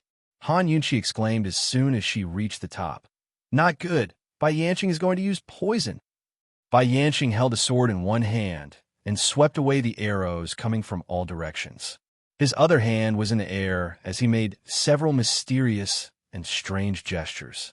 Although Han Yunqi hadn't noticed the change in the wind direction, the detoxification system had begun to warn her that there was a poisonous smell nearby. Once Bai Yanqing used poison, no matter how perfect Ning Cheng's ambush was, no matter how many people he had, it would be of no use. "Do you want to help him?" Long Fei Yi asked in a low voice. Did Han Yunxi want to help him? This question was too difficult for Han Yunxi. If she didn't help, could she just watch as Ning Cheng's army was wiped out and Ning Cheng died? She was still the princess of Western Qin.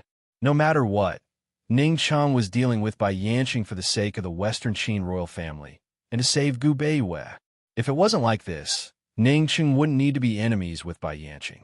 If Ning Cheng was like Bai Yanqing and betrayed the Western Qin royal family and colluded with Northern Li, then the East Qin army would be in great trouble. It's all for the sake of catching Bai Yanqing.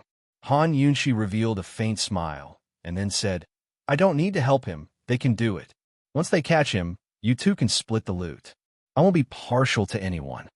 Long Fei Yi raised his eyebrows as he looked at her disdainfully, finally smiling helplessly. Although it was a bit regretful, he still appreciated Han Yunxi's intelligence. As expected, the wind began to change direction, and Han Yunxi began to detect that the concentration of poison in the air was increasing with the wind. Although it wasn't strong enough to poison someone, the detoxification system had already helped her estimate the time. Ningqing only had the time it took to brew a cup of tea left to attack. If his arrows couldn't kill Bai Yanqing, then he would lose. Suddenly, an arrow flew past Bai Yanqing's waist, almost touching Bai Yanqing's waist. It was a pity that it didn't hit. Bai Yanqing leaned to the side and waved his sword, blocking all the following arrows. Casually leaning back, he dodged the incoming arrows. Although it was dangerous several times, the archer couldn't gain the upper hand in the end. Time became more and more pressing. Han Yunxi made a prompt decision. Long Fei Yi, we should go over. They had to show up sooner or later. Showing up early could prevent other unexpected situations. Who would have thought that when Long Fei Yi was about to make a move, they would hear a giant hong sound? Han Yunxi and the others hadn't even recovered when Ning Cheng's cannon landed below Bai Yanqing. With an even louder hong-long sound, it exploded. In an instant, flowers bloomed all around the Black Tower. Smoke rose everywhere, trees fell, houses collapsed, and everything was destroyed. Bai Yanqing was violently blown away by the force of the explosion. The surrounding archers were all blown away by the explosion. Even those who were invisible on the outside were blown away by the strong airflow. Fortunately, Long Fei Yi reacted quickly and protected Han Yunxi as they retreated at the first moment, thus avoiding the disaster. Bailey Mingxiang and Su Donglin fell behind, but fortunately, they weren't seriously injured. They never thought that Ning Cheng would have such a big move hidden. It turned out that the archers weren't Ning Cheng's final trump card, but the Red Barbarian cannon. It turned out that Ning Cheng didn't want to capture Bai Yanqing. Instead, he wanted to kill Bai Yanqing. Han Yunxi stared blankly at the scene, filled with black smoke. She then realized that Ning Cheng didn't want to save Gu Beiwei. Instead, he wanted to give up on Gu Beiwei. How did he do this? Why did he decide to sacrifice Gu Beiwei? Why? For the sake of Western Qin? Gu Beiwei wasn't a member of the D clan. What right did he have to make the decision to sacrifice Gu Beiwei? Han Yunxi's eyes burned with anger. Even when Ning Cheng tore her clothes the last time, she wasn't as angry as this time. Despicable, she said coldly. Su Donglin and Bailey Mingxiang rushed over. Bailey Mingxiang was in a sorry state from the fall, but he couldn't care about anything else. He was so flustered that he couldn't even speak clearly before his tears kept falling. Princess, little you she. That's right, little you. Han Yunxi looked at the collapsed Black Tower in shock. Only then did she remember that little you was still imprisoned in the Black Tower. Not only little you but also by Yu Qiao and Ning Cheng's guards. The two shadow guards who were hiding in the dark were also in the Black Tower. The explosion was so sudden that even the shadow guards might not be able to withstand it, let alone little Yu who was seriously injured. Su Donglin, save him. Quick! Han Yunxi cried out in alarm. Even if the hope was slim, they still had to save him. Su Donglin immediately called for a few shadow guards to go over together. Bailey Mingxiang anxiously wanted to follow them, but Han Yunxi immediately stopped him. Bailey Mingxiang, have you forgotten what you came here to do? Han Yunxi's worry for little Yu was no less than Bailey Mingxiang's. and her love for little Yu was no less than Bailey Mingxiang's. After all, she was the one who saved little Yu. However, no matter how anxious she was, she had to remain calm and make a choice. Bai Yanqing had just been blasted out by the explosion, and she didn't know if he was alive or dead. If he was dead, then everything would be over. If he wasn't dead and escaped, then all their efforts would be in vain. Han Yunqi's words made Bailey Mingxiang immediately realize that she had a heavy responsibility on this trip. She quickly retreated and whispered. Mingxiang was too impulsive. Thank you for the reminder, Princess. A complicated look flashed across Han Yunqi's eyes. Finally, she said indifferently, you don't want anything to happen to little Yu, and little Yu must also want you to be well. Be careful, don't make her sad. Long Fei, you didn't have time to waste here. He immediately led Han Yunqi in the direction where Bai Yanqing had fallen. Bailey Mingxiang hurriedly followed, but her heart felt extremely stifled. If little Yu was still alive, if she died, would little Yu be sad? Would she cry? Princess, would she still be sad? Long Fei Yi and Han Yunqi chased for a short distance before they saw Bai Yanqing surrounded by a group of experts. His shoulders and legs were injured by the explosion, and his swordsmanship was obviously not as agile as before. However, not long after, one of the experts collapsed on the ground, powerless. It was not for anything else, but because Bai Yanqing had poisoned him. Should we go over there? Long Fei Yi asked. Actually, he didn't need to ask for her opinion. She said seriously, of course. Long Fei Yi immediately held Han Yunqi tightly with one hand and charged over with his sword in the other. Long Fei Yi was very fast. Han Yunqi felt the wind whistling past her from both sides. She didn't know why, but she felt the excitement of going to the battlefield to kill the enemy. Was this how it felt to fight side by side? Han Yunqi wished that her legs would recover quickly so that she could learn martial arts and truly fight side by side with Long Fei Yi. Just as Long Fei Yi raised his sword to attack Bai Yanqing and caught him off guard, Ningxing suddenly appeared from the side and blocked Long Fei Yi. He said coldly, Bai Yanqing's life is mine. Who the hell are you? Long Fei Yi was still wearing the silver mask, and Han Yunqi was still disguised as a man. No wonder Ning Cheng didn't recognize them. Ning Cheng would never have guessed that Long Fei Yi had planted Su Xiaoyu a few months ago. He would never have guessed that the people in front of him were Long Fei Yi and Su Xiaoyu. At this moment, Bai Yanqing noticed them. He said sternly, Ning Cheng, my good disciple isn't dead, right? Bai Yanqing suspected that Bai Yuqiao controlled Black Tower and gave him false information about the perplexing butterfly illusion. He also didn't expect that the real culprits behind the scenes were Long Fei Yi and Han Yunqi. This misunderstanding was huge. Chapter 897. Bai Yuqiao wasn't dead yet. One had to know that Black Tower had already turned into ruins. Ning Cheng snorted, he's dead. Then this debt will be on your head alone. Give me your life. Bai Yanqing's eyes were fierce. His attention was all on Ning Cheng, and he didn't put Long Fei Yi and Han Yunqi, these two strangers, in his eyes. It had to be said that this was the first time Long Fei Yi and Han Yunqi were completely ignored. I'll take responsibility for my own actions. Ningxing also ignored Long Fei Yi and Han Yunqi. He raised his chin and looked at Bai Yanqing with disdain. Bai Yanqing, you and I are both clan leaders. Do you dare to throw your poison skills aside and have a duel with me? Ningxing's plan could be considered a failure. The biggest bargaining chip in his hand now was the Pearflower Storm Needles. No matter how despicable his methods were, he had to try his best to fight for the most advantageous conditions. If he missed this opportunity, perhaps it wouldn't be him finding trouble with Bai Yanqing, but Bai Yanqing finding trouble with him. A duel? Bai Yanqing sneered and agreed easily. Okay, seeing that the two were about to fight, Han Yunqi immediately stopped them. She said coldly, Ning Cheng, go to the side. Bai Yanqing's life is mine. Han Yunqi used her real voice. Ning Cheng and Bai Yanqing were very surprised and looked over. You, Princess. Bai Yanqing had always thought that Long Fei Yi and Han Yunqi's lovers turned into rivals.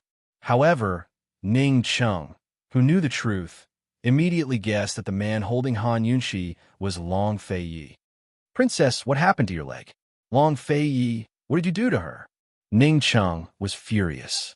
Long Fei Yi took off his silver mask. His expression was calm, and his eyes were cold.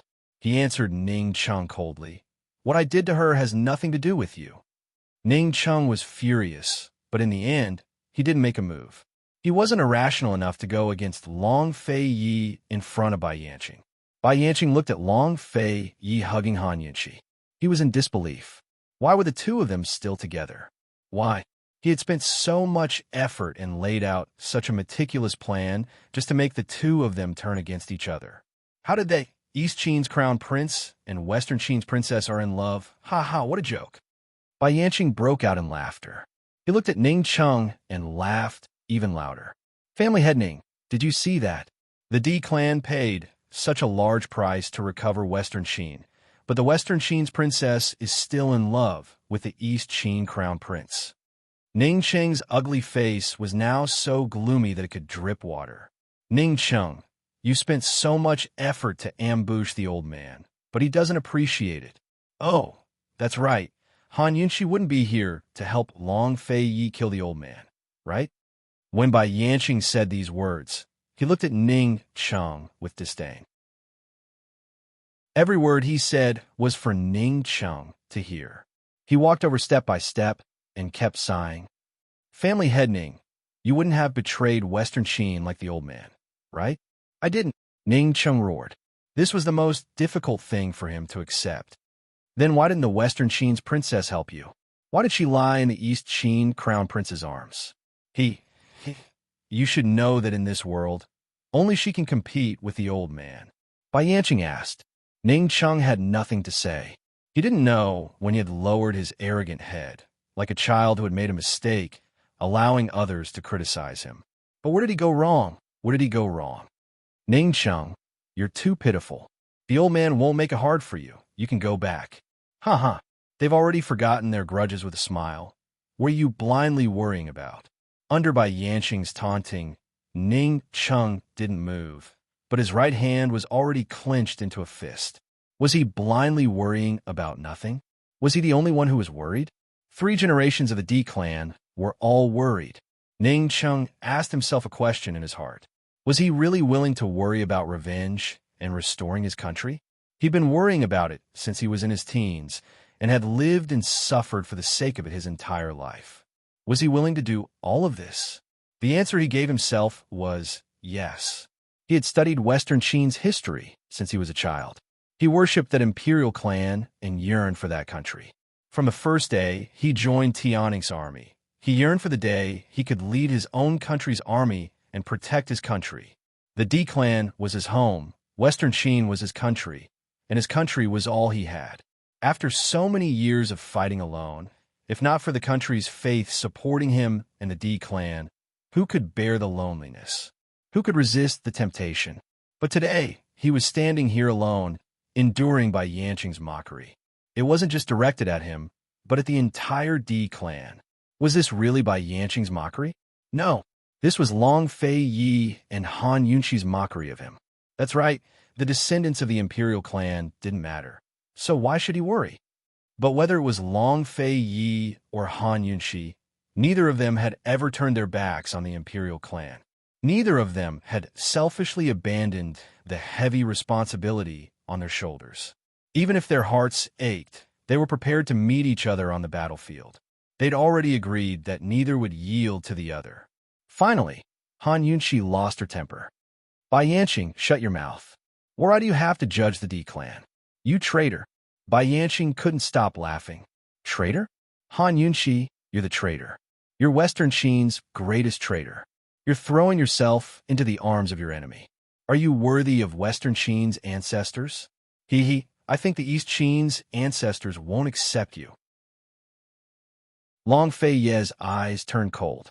He didn't have the patience to waste words with Bai Yanqing. The sword in his hand had already been prepared. Rather than arguing with Bai Yanqing, he preferred to cut off Bai Yanqing's mouth with a single slash.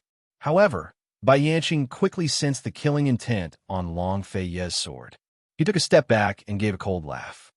East Qin Crown Prince, you can coax Han Yunshi, but you can't coax the people of the world. These words were without a doubt sowing discord, hinting that Long Fei Yi was using Han Yunshi. Finally, Ning Chung looked up. His sunken eyes were filled with grief and anger. Between Long Fei Yi and Han Yunshi, there was no need for any explanation, and no one could provoke them. Long Fei Yi immediately raised his sword, but Ning Chung also raised his sword at the same time. He blocked Long Fei Yi's sword. Ning Chung, you'd rather believe by Yanqing and not believe me? Han Yunshi angrily roared out. Before she left with Long Fei Yi as a hostage, she had told Ning Chung that they needed to investigate the grudge between the Eastern, Western Qin, and the Wind Clan. They had analyzed it and found that the Wind Clan and the Black Clan were the key to the conspiracy in the past. They had said that they would find out everything and give everyone a chance to redeem themselves. Why was Ning Chung so stubborn? Why was he being instigated by Yanqing? Princess, it's not that this subordinate doesn't believe you. However, this subordinate just said that Yanqing's life belongs to this subordinate. Ning Chung hadn't used such a cold voice to speak to Han Yunshi in a long, long time. Princess and this subordinate were used so respectfully, but he said it in such a cold tone. It made one's hair stand on end. Long Fei Yi was about to speak, but Han Yunshi beat him to it. She had just wanted to question Ning Chung. You want to kill Yanqing? You don't want to save Gu Beiyue, do you? Yes, Ning Chung frankly admitted. What right do you have? Han Yunshi was practically roaring out. Princess, you don't understand, but Gu Beiyue will. Ning Chung coldly said. The Shadow Clan was the D clan's only comrade. He firmly believed that the Shadow Clan was more willing to sacrifice everything for the sake of Western Qin's royal family than the D clan. Han Yunshi indeed didn't know what choice Gu Beiyue would make. However, unless she heard Gu Beiyue's choice with her own ears, she absolutely wouldn't allow anyone to act on their own and sacrifice Gu Beiyue's life. When she thought of that gentle, white-clothed gentleman and imperial physician, Gu whose smile was as warm as the spring breeze, Han Yunshi's heart ached. Ning Chung, even if Gu Beiyue understands, you still don't have the right to make a decision for him. Han Yunshi said coldly. Understanding and making a choice are never the same. Ning Chung was about to retort when Han Yunshi questioned. Also, we agreed to give everyone a chance to redeem themselves. You even used the Red Barbarian Cannon. What is the meaning of this? Yanqing didn't understand these words, but Ning Chung understood in his heart. Even if Han Yunshi and Long Fei Yi's analysis was very reasonable, and there was indeed a possibility of a misunderstanding in the grudge between Eastern and Western Qin, Ning Chung still didn't believe it in his heart. He didn't want to waste time and didn't want to be dragged in a Long Fei Yi's trap by Han Yunshi. Killing Yanqing, threatening Jun Yixie, and allying with the Northern Dynasty's emperors to continue the war with East Qin was his wisest choice. Ning Chung looked at Long Fei Yi and coldly replied, I don't believe the East Qin Crown Prince's intentions. Ning Chung, you disappoint me too much. Han Yunshi said angrily. As soon as she finished speaking, Yanqing suddenly clawed at Ning Chung. Ning Chung was already on guard. He instantly retreated and dodged Yanqing's attack. Yanqing immediately chased after Ning Chung. Ning Chung also retreated quickly. As he retreated, he took out the pear blossom rain needles and aimed them at Yanqing. He didn't retreat anymore and allowed Yanqing to close in. Yanqing never expected that the Tang sect's second-ranked hidden weapon would be in Ning Cheng's hands. He couldn't react for a while. However, Han Yunshi was shocked. No matter how much she understood about the pear blossom rain needles, this thing was already useless. There were no hidden needles at all. Ning Chung was in danger. At this moment, Ning Chung did not continue retreating. Yanqing was very close to Ning Chung. If Ning Chung couldn't kill Yanqing, then it would be Yanqing's sword that killed Ning Chung. Han Yunshi shot out a poison needle without any hesitation at Yanqing.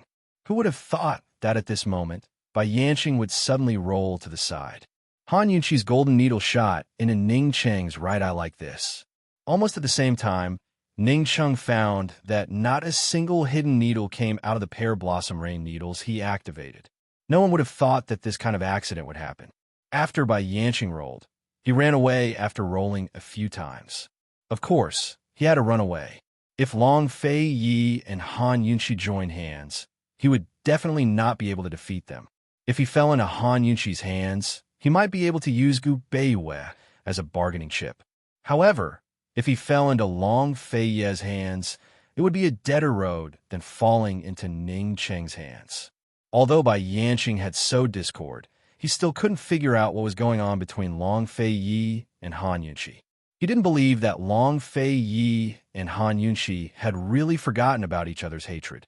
Han Yunqi maintained the action of shooting out the needles. Ning Cheng's right eye continued to bleed. He looked at Han Yunqi from afar and asked, "Princess, are you so disappointed in me?" Was she so disappointed that she wanted to kill him? Han Yunqi was about to explain, but Long Fei Yi hugged her tightly and flew to the right, chasing after Bai Yanqing. Chapter 898. Ning Cheng watched as Han Yunqi and Long Fei Yi left just like that. The vision of a single eye was narrow and the range of vision was limited. Long Fei Yi and Han Yunqi's figures soon disappeared from Ning Cheng's sight, leaving him with an unbearable pain. The eyes were one of the weakest parts of the human body. Ning Cheng not only felt pain, but also a burning sensation, as if he had been dipped in chilly water. It was unbearable. He only felt something flowing down from his right eye, but he couldn't tell if it was blood or tears. Was there such a thing as blood tears? This needle was poisonous. If Han Yunqi's needle was an accident, then what did she mean when she left with Long Fei Yi? The needle only destroyed his eye, but the poison would take his life. He had been poisoned by her needle before and knew that the needles she shot out from her sleeve were all dipped in poison. "Master, your eye. Quickly find a doctor, quickly." The archers who rushed over all panicked.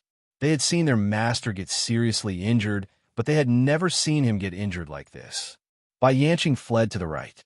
"Chase after him," Ning Cheng ordered coldly, as if he was not injured at all. "Master," the archers hesitated, but Ning Cheng said sternly, "Violators will be punished by the warlord." The leader of the archers was helpless. He could only leave 2 guards behind and lead the rest of the men to chase after them. Ning Cheng stood motionless, waiting. The 2 guards knew his temper well. They wanted to persuade him, but didn't dare. In fact, Ning Cheng's wisest choice now was to leave immediately and find a poison master to detoxify the poison and find a doctor to save his eye. But he stubbornly stood there and waited. The woman he liked hurt and killed him. He accepted it. It was wishful thinking, and he was asking for trouble. But the princess of Western Qin hurt and killed him. He refused to accept it. He wanted a reason that could convince him. He could sacrifice his life for Western Qin, but Han Yunqi was not qualified to kill him for Long Fei Yi. The pain in his eyes couldn't compare to the pain in his heart. The pain in his heart couldn't compare to despair. The heartache was caused by the loss of love, while the despair was caused by the destruction of a lifetime of faith. Ning Cheng stood there stubbornly waiting. He was waiting for Han Yunqi to come back. He was waiting for redemption, but he didn't know who would be redeeming who. However, he could not stand for long. In less than the time it took to brew a cup of tea, he fell to his knees in pain. His badly mangled right eye seemed to be burning, and the burning sensation quickly spread from his eye to his head. It was so painful that Ning Cheng unconsciously hugged his head and curled up on the ground. The poison was acting up, and it was a very strong poison. The 2 guards were shocked. They were discussing how to take Ning Cheng away by force. But this time, the 2 guards seemed to have suffered from some kind of magical illness. They both trembled and fell to the side, foaming at the mouth. There was no doubt that they had been poisoned. Suddenly, a small, scarred hand reached out from the bushes and tugged at the corner of Ning Cheng's clothes. After confirming that Ning Cheng was really poisoned, Bai Yuqiao crawled out from the bushes. She was covered in dust and covered in wounds. She was in a very sorry state. She really wasn't meant to die. After the explosion that destroyed the Black Tower, a huge beam was placed on top of her head and almost killed her. It was because of this near miss that the beam helped her block another beam and save her life. She wasn't the only one who was lucky enough to survive. Su Xiaoyu was also lucky. The shadow guards who rushed to rescue her had already been poisoned by her. As for the lives of Ning Cheng's guards, she didn't care. Anyway, she had poisoned the dust in the ruins. If they weren't proficient in the art of poison, no one would be spared. She originally wanted to drag Su Xiaoyu away from this place and escape to Northern Li. Who knew that not long after leaving the ruins of the Black Tower, she would encounter Ning Cheng. This cunning, untrustworthy guy. He actually used the red barbarian cannon and tricked her. If she wasn't lucky enough to survive, she wouldn't even know that she had been tricked to death. Master Ning, you're a merchant. It's fine if you're cunning, but how can you not keep your word? The price for playing tricks on this lady is very high. Bai Yuqiao muttered to herself. She turned the curled-up Ning Cheng over. At this time, she saw that Ning Cheng's right eye had been pierced and the blood was black. He had been poisoned. Master, Bai Yuqiao was very suspicious. She didn't know anything about what had just happened. When she discovered the shadow guards in the ruins, she only suspected that Long Fei Yi had come as well, but never Han Yunqi. Bai Yuqiao pulled out the needle without hesitation, causing Ning Cheng to jerk violently from the pain. He was already on the verge of unconsciousness, but the agony caused him to open his left eye and see Bai Yuqiao. Frightened, Bai Yuqiao took out a poison needle and stabbed it into Ning Cheng's arm. Ning Cheng didn't even know what was going on before he fainted. Bai Yuqiao recalled the terror of her life, hanging by a thread, and gnashed her teeth. She wanted nothing more than to cut Ning Cheng into pieces, but she still hesitated. Ning Cheng was a big shot. The head of the D clan not only controlled Cloud Realm Trade Consortium and Myriad Merchant Hall, but also Western Qin's army. If she could use poison to restrain Ning Cheng for her senior brother's use, then it would be a brilliant plan. Compared to Su Xiaoyu, Ning Cheng was an even bigger surprise for her senior brother. She had always known that the Pearflower Storm needles were useless, but she really didn't think that Ning Cheng's straightforward challenge to Bai Yanqing was actually to use a hidden weapon. Today, whoever captured Bai Yanqing first had the right to punish Bai Yanqing.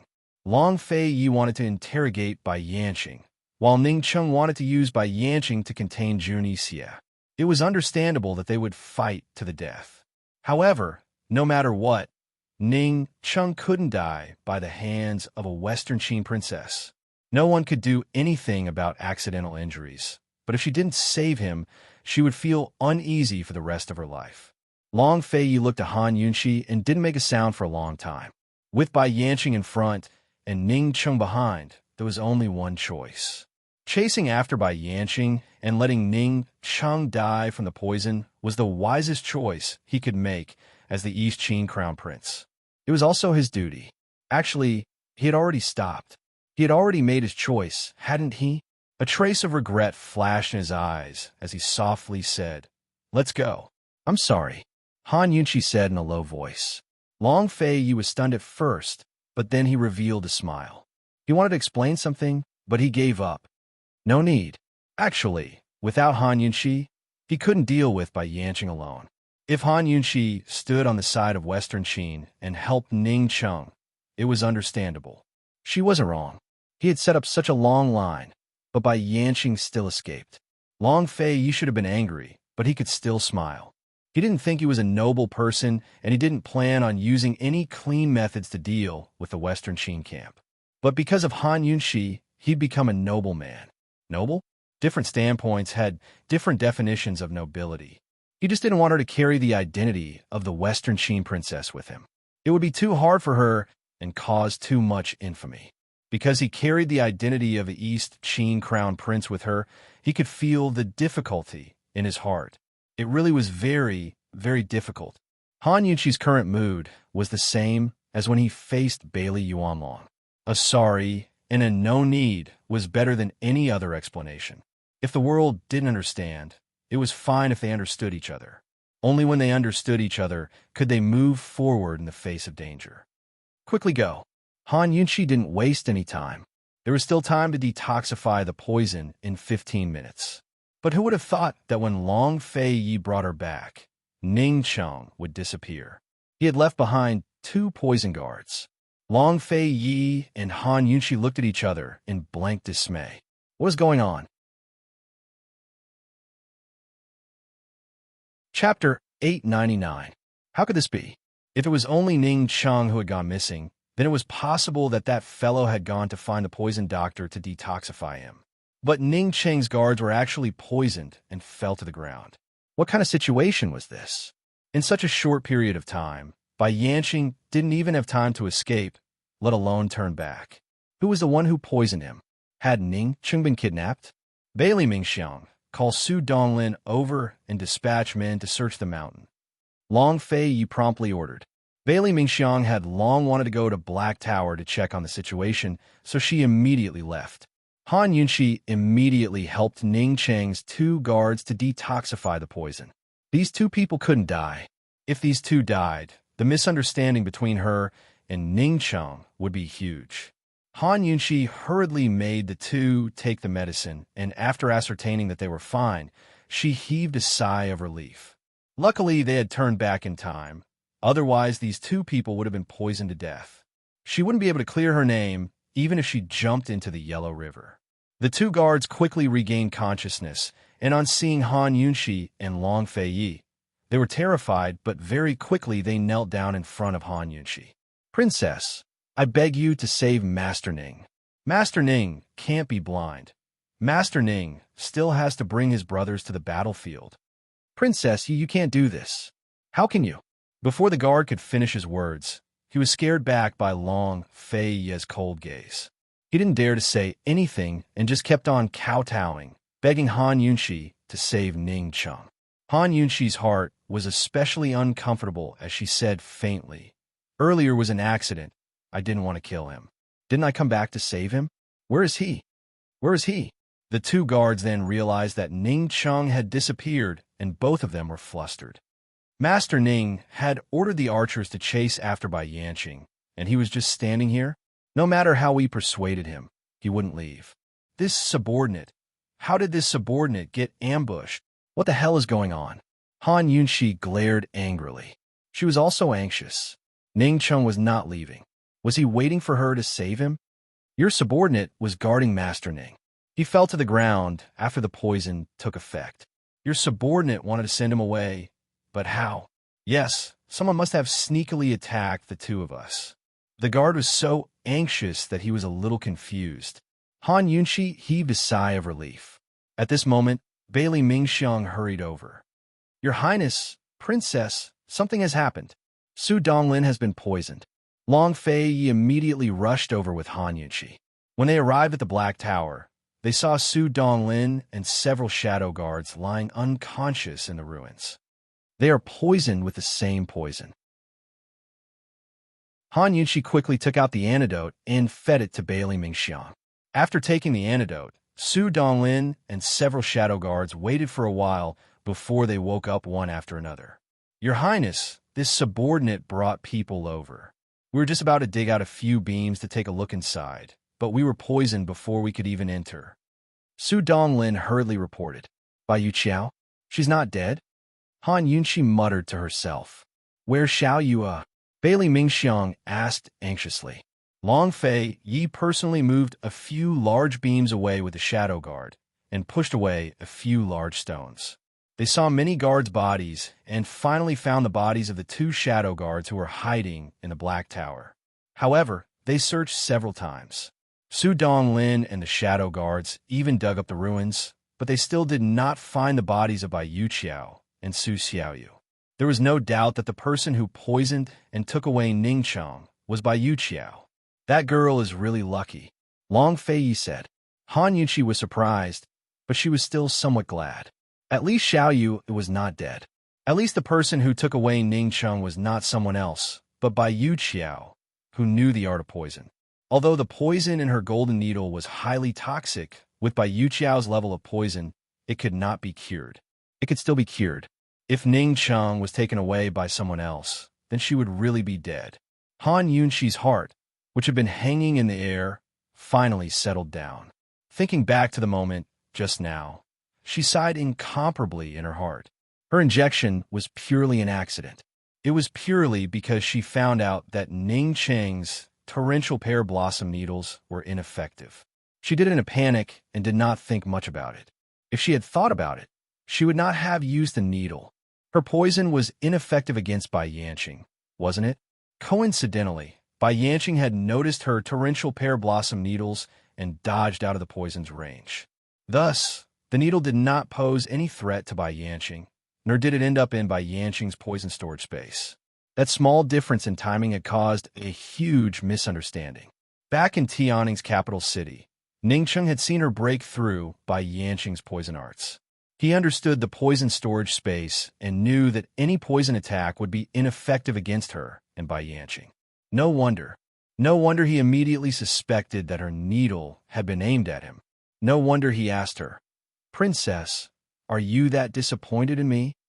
But despite his suspicions, he still stood there waiting for her to come back. How disappointed must he be when she did not show up? Han Yunqi looked at the two guards chasing after her. She didn't know how much they could prove for her. Still, she didn't have time to think about it.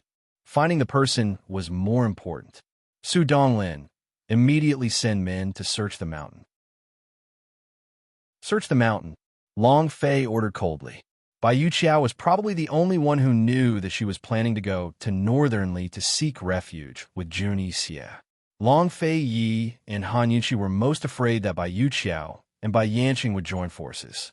Then Ning Cheng and the D clan would be in big trouble. As soon as Ning Cheng's two guards arrived, Han Yunqi explained the situation. "One of you, go find those archers. They won't be able to catch up to Bai Yanqing.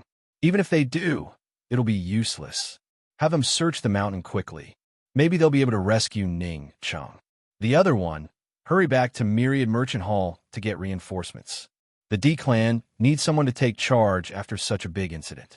One of the guards left immediately, while the other knelt down. "Princess, you're the master of the D clan. Please take charge of the D clan." Han Yunqi was speechless. She subconsciously looked at Long Fei Yi, only to see Long Fei Yi looking at the guard with a murderous look in his eyes. Bailey Mingxiang, Su Donglin, and the others all sensed His Highness's murderous look. Did this guard mean that he wanted the princess to go back? Just as Long Fei Yi was about to speak, Han Yunqi spoke first. "I'll definitely go back and take charge of the situation. Go back first. If I can't find Bai Yuqiao, I'll return immediately." Long Fei Yi immediately gripped Han Yunqi's hand so tightly that it hurt. "Yes, this subordinate will go back and report this." The guard didn't know why the princess wasn't in the army and was with the East Qin Crown Prince. But he knew that since the princess came back to take care of Master Ning, it meant that the princess still had the D clan and Western Qin in her heart. Once the guard left, Long Fei Yi couldn't help saying in a cold voice, "You're leaving?" This fellow, he could remain calm when Bai Yanqing escaped. So why couldn't he remain calm now? "Long Fei Yi, unless we can save Ning Cheng in a day or two, I have to go back. If Ning Cheng falls into Bai Yanqing's hands, the entire D clan will be in danger. There will be a war between Eastern and Western Qin, and it will start early." Han Yunqi seriously analyzed. God knows what Ning Cheng, that stubborn person, would do after misunderstanding her. What if Bai Yanqing succeeded in driving a wedge between Ning Cheng and himself? What if Ning Cheng was thoroughly disappointed in this Western Qin princess?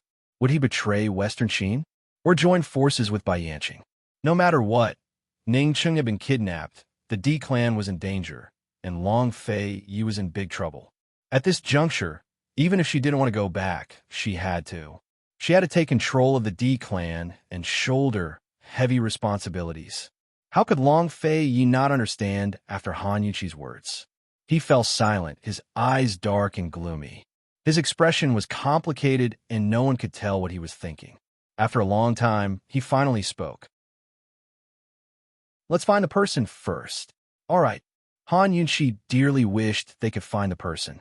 As soon as Long Fei Yi took her in his arms, she muttered, "Fei, you have to find the person."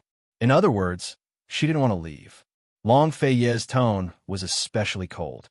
"I didn't agree to let you go. Let's find the person first." With Han Yunqi in his arms, He quickly disappeared into the forest. Bailey Mingxiang and the Shadow Guard didn't dare delay and followed after them. Would they be able to find Bai Yuqiao's tracks? If they couldn't find him, would Han Yunqi go or stay? Would Long Fei Yi have any plans? Everything was unknown. Han Yunqi's group searched the mountains and plains for the missing person. News of the explosion at Black Tower had already spread to the surrounding areas, including the three-way black market's gambling houses. The three-way battlefield was a sensitive area to begin with, so explosions were even more sensitive. Not only did news spread quickly, but it was also exaggerated by all sorts of suspicions. Naturally, the news had already reached the three-way black market, which was the most well-informed place. Gu and Deacon Jean had already fought multiple rounds, but there was still no clear winner. It was now a draw. Although the two of them were playing with increasing vigor, the spectators had long grown tired and left. It wasn't that they didn't want to know the outcome, but that they were planning to come back in a few days. Based on the current situation, it would take at least 3 to 5 days for a victor to be decided between the two of them. Of course, there were still plenty of people who held on. Even if it was a draw, they didn't want to miss it. After all, it was a rare opportunity to see a peak battle between experts. In the future, they would have plenty of things to talk about in the gambling houses. Mu Ling was definitely Gu's most die-hard fan. She was still staring at her Chi brother and hadn't paid much attention to the gambling house at all. At this moment, it was time to open the lid again. Unlike the silence from before, many people were chatting while watching. But Gu Qixiao, who was about to open the lid, suddenly sat up and looked behind him. For a moment, the whispering crowd behind him quieted down. Gu looked at them coldly and asked, "Who said something happened at Yushan's place?" Yushan was where the Black Tower was located. A middle-aged man answered timidly, "It was me. What happened at Yushan?" Gu suddenly asked sternly. He stood up and walked over. The middle-aged man was frightened and answered with a trembling voice, "There was an explosion at Yushan's place this morning." Many people said. Before the man could finish his sentence, Gu turned around and ran through the crowd to the backstage of the gambling house. Yushan exploded. Other than Ning Cheng's Red Barbarian Cannon, what else could it be? What a Ning Cheng. He actually played such a good show. Mu Ling was confused at first, but she quickly understood what was going on. Chi brother, wait for me." Mu Ling hurriedly chased after him. However, by the time she reached the backstage of the gambling house, Gu was already gone. Gu couldn't find Ning Cheng. He caught a few people, but couldn't get anything out of them, so he went to the main hall of Myriad Merchant Hall. Mu Ling couldn't find him and also wanted to go to the main hall. However, she was stopped by a few big men just as she was about to leave. Chapter 900.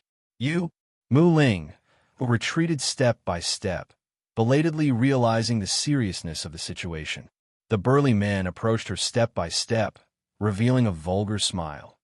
Looking at the burly men approaching, Mu Ling was not afraid, because at this moment, her grievance outweighed her fear. That hateful Chi brother, he threw her away again. He threw her away. Although she felt wronged, her anger was far greater than her fear. Mu Ling stopped retreating. She stood in place and suddenly shouted, "What do you want?" The burly men stopped abruptly, stunned. They could not tell that this petite and weak girl was actually a lioness from Hedong. Her roar was so frightening. They only wanted to trap Mu Ling, and did not want to do anything else. The only reason they showed such a vulgar look was to scare her and make her behave. Seeing that Mu Ling was not afraid, the burly men became fierce. "Mu Ling you'd better stay here obediently, or you'll suffer." "Where's Chi brother?" Mu Ling questioned. "Haha, you better take care of yourself first." The burly man sneered. In fact, the news of Ning Cheng's accident had not yet spread. Everyone in Myriad Merchant Hall thought that Ning Cheng's trip this time was bound to succeed. After all, Ning Cheng had made so many preparations.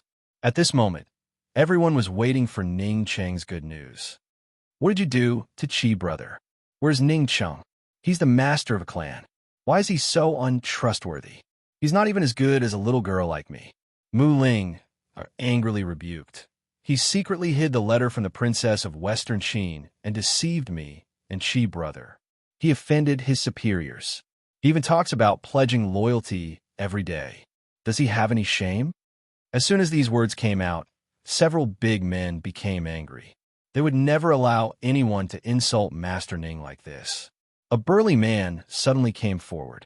Mu Ling'er did not dodge, and the burly man unceremoniously grabbed her collar and warned, "Shut your mouth. If you insult our family head again, I will not spare you." Mu Ling'er was panting with anger. How could she think about her own situation? She did not hesitate to kick him, right under his abdomen, where he was the weakest. The burly man immediately let go of his hand and cried out in pain while clutching his dick. As soon as Mu Ling'er regained her freedom, she immediately tried to escape.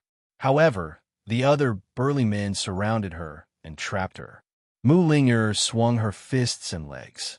Unfortunately, her mediocre kung fu was no match for a burly man, not to mention that there was more than one burly man here. Not long after, Mu Ling'er was grabbed by two burly men and fixed to the wall. Seeing Mu Ling'er's beautiful appearance, the leader of the burly men immediately became angry and signaled his men to leave. Soon, only Mu Ling'er and the burly man were left in the room. At this time, Mu Ling'er finally realized how dangerous her situation was. She was so scared that she screamed, "Ah! Ah!" Unfortunately, her screams only made the burly man more excited. He laughed until his face was full of fat. Just as he was about to make a move, the door was suddenly kicked open. Standing at the door was no one else but Deacon Jean. Mu Ling'er had a moment of illusion that Deacon Jean was her Qi brother. "What are you doing?" Deacon Jean asked angrily. His eyes under his thin bangs shot out a murderous intent. Mu Ling'er never thought that the quiet and reserved Deacon Jean would have such a scary side. The burly man trembled all over. No, I was just joking with her." "Yes, I was joking." Deacon Jean walked over step by step and kicked the burly man to the ground. He then pulled out a dagger from his back and chopped off the burly man's hand without hesitation. Mu Ling'er was stunned. She never thought that such a skinny man would have such strength. Just a dagger was enough to break a person's bones? "I won't kill you because I'm giving Ning Chung face." "Scram!" Deacon Jean said coldly. The burly man got up and fled. Mu Ling'er looked at Deacon Jean in panic and asked, "What is your relationship with Ning Chung?" If this guy was really the 1,000 Gold Halls deacon, how would he dare to call Ning Chung by his name? Deacon Jean seriously wiped the blood off the dagger as he replied, "I am the owner of the East Valley Private Bank in the three-way black market. I am Ning Cheng's friend and was entrusted by him to manage the 1,000 Gold Casino." When these words came out, Mu Ling'er was really frightened. No wonder this guy would agree to her unreasonable request and give Gu a limitless gold card so easily. It turned out that this guy was the boss of the three-way black market's underground private bank. There were many private banks in the three-way black market, but the East Valley Private Bank was the most famous. This was because the East Valley Private Bank did not belong to any power and was independent of the three powers of the three-way black market. They only did one business, and that was lending money at high interest rates in the casino. Mu Ling'er stared blankly at Deacon Jean. Deacon Jean allowed her to stare. Since young, he had been stared at by women of all ages and was used to it. Who knew that Mu Ling'er did not stare for long? She quickly laughed and said with a fawning expression, "Big Boss Jean, can you let me out?" "No," Deacon Jean replied heartlessly. Mu Ling'er's expression immediately changed. Jackals of the same lair scram. Deacon Jean was stunned. Looking at Mu Ling'er's angry little face, he almost could not help but laugh. Luckily, he did not laugh. This was the first time he heard the word scram in front of a woman. Deacon Jean really turned to leave. He walked very slowly, as if waiting for something. Unfortunately, even when he was at the door, Mu Ling'er still did not beg him. Strange. Didn't women pester and beg many times when they begged? This girl only begged once. Deacon Jean finally turned back. For his freedom, he was ready to risk everything. The explosion at Yushan must have succeeded. He had succeeded in keeping Gu. Now, as long as he could deal with this girl, Ning Cheng would return his indenture contract to him. He had been sold to the three-way black market and sold to the Myriad Merchant Hall since he was a child. Over the past 20 years, he had suffered a great deal before he was able to monopolize the usury business in the three-way black market's casinos and establish his own bank. Even so, he was still a slave of Myriad Merchant Hall. He had once wanted to trade the entire East Valley Private Bank with Ning Cheng for his indenture contract. Unfortunately, Ning Cheng thought it was too little. He wanted to leave this shady place and return to his hometown. He only knew that he was from the Winter Crow clan and nothing else. Ning Cheng wanted him to deal with Mu Linger because he had his eye on the Mu clan behind her. According to his understanding, although the Mu clan in Medicine City had fallen, Long Fei Yi and Han Yunxi had repeatedly pressured the elders of Medicine City to remove many restrictions on the Mu clan. Moreover, after Han Yunxi's identity was exposed, the Mu clan became a relative of the imperial family. Many factions in Medicine City had renewed their ties with the Mu clan. Deacon Jean could guess that something must have happened between Ning Cheng and Han Yunxi for Ning Cheng to dare make a move on Mu Linger. However, he was only responsible for tricking the person into his hands and had no interest in anything else. Mu Linger was suspicious when she saw Deacon Jean turn back, but then she heard Deacon Jean say, "Girl." Deacon Jean had only just called her when Mu Linger unhappily cut him off. "Who allowed you to call me that? Girl is not for you to call me that." It was Chi Gidge who called her that. Deacon Jean once again had a whole new level of respect for Mu Linger. He usually ignored women, let alone called her so intimately. This was the first time he had been rejected like this. "Miss Linger, I have no ill intentions. I just want to tell you that I can't take you out of the three-way black market, but I can take you to the East Valley Private Bank and guarantee your safety for the time being. When Ning Cheng returns, I'll have to send you back," Deacon Jean said seriously. Where did you get such kindness from?" Mu Linger blurted out. Deacon Jean was really defeated by this girl. This girl had just begged him, and now she was asking this? Moreover, her words were sarcastic. Deacon Jean had never suffered such a loss in front of a woman. No matter how dissatisfied he was, he still held it in. He smiled faintly. "I'm not being kind. I just don't care that Ning Cheng is bullying a woman." He lowered his voice. "Don't blame me for not reminding you. Those people outside are waiting to bully you." Mu Linger was so frightened that goosebumps appeared all over her body. "I didn't expect Ning Cheng to be such a jerk. Too disgusting. I'll definitely tell my sister." Deacon Jean laughed inwardly. After being friends and foes with Ning Cheng for so many years, he finally managed to trick him. Although Mu Linger didn't completely trust this Deacon Jean, she still followed Deacon Jean out of the casino. Along the way, she asked about the situation at Black Tower several times, but Deacon Jin's answer was that he wasn't sure. She didn't expect Chi Brother to come back to save her. She only hoped that Chi Brother would quickly go to Black Tower and salvage something. At this time, Gu had just come out of Myriad Merchant Hall. He couldn't find Bai Yu Qiao, and he couldn't find out anything about Black Tower even after capturing a few people. He could only leave as soon as possible and rush to Black Tower. The people of Myriad Merchant Hall were afraid of his poison skills and didn't dare to stop him. He had completely forgotten about Mu Linger. However, just as he left the three-way black market, a servant from Golden Wing Palace came to find him and whispered a letter. "Master, an urgent letter from Medicine Ghost Valley." What urgent matter could there be in Medicine Ghost Valley at this time? Why would they send an urgent letter to Golden Wing Palace? Gu opened it suspiciously and found that there were 2 letters in the urgent letter. One was from Medicine Ghost Valley's butler, and the other was from Gu Beiyue. It had to be said that when he saw Gu Beiyue's handwriting, Gu's heart skipped a beat. It turned out that Gu Beiyue had used a group of old goshawks that had grown their beaks to send a secret letter to Medicine Ghost Valley, asking for his help. When an eagle reached a certain age, its beak would grow longer and longer, almost reaching its chest. If it didn't grind its long beak off or knock it off, it would become more and more difficult to survive. Therefore, the eagles would find a cliff and knock their beaks off.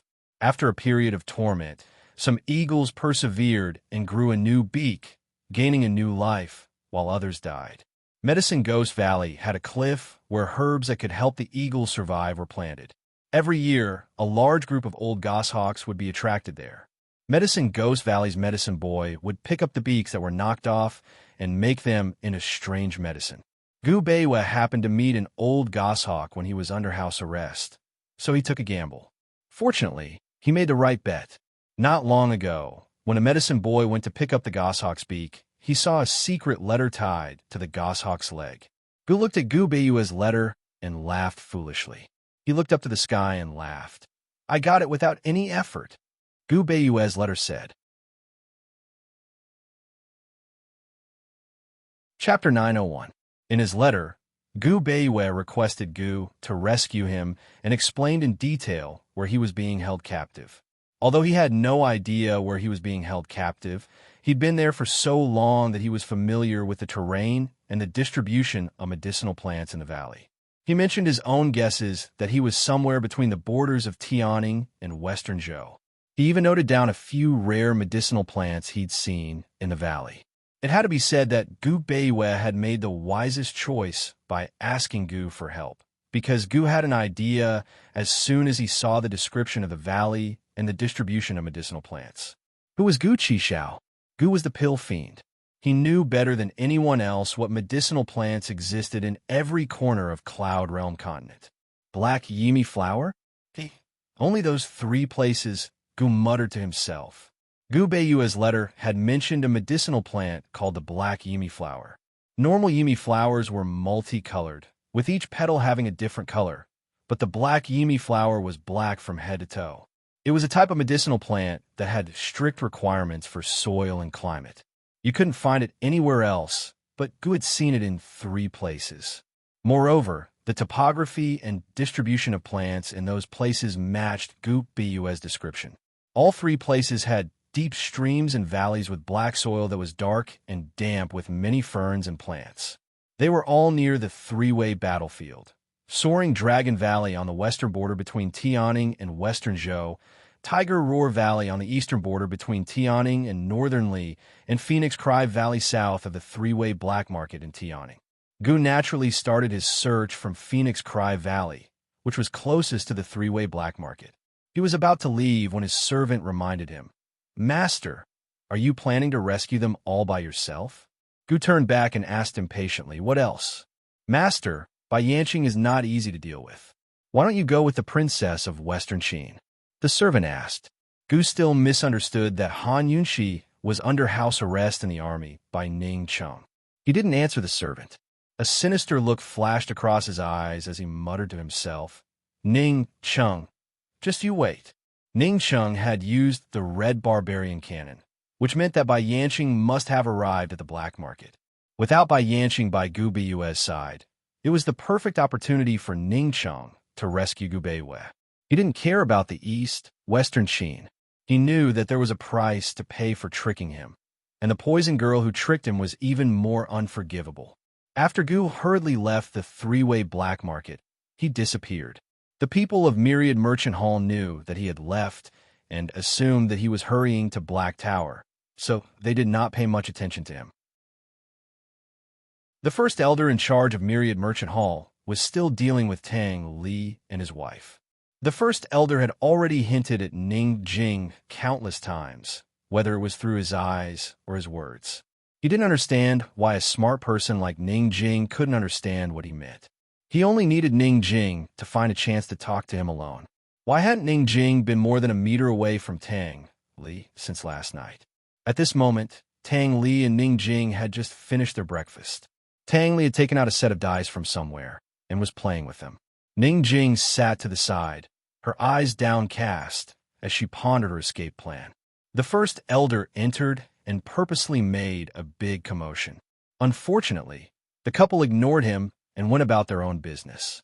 The first elder chuckled and said to Tang Li, "Son-in-law, you're up so early.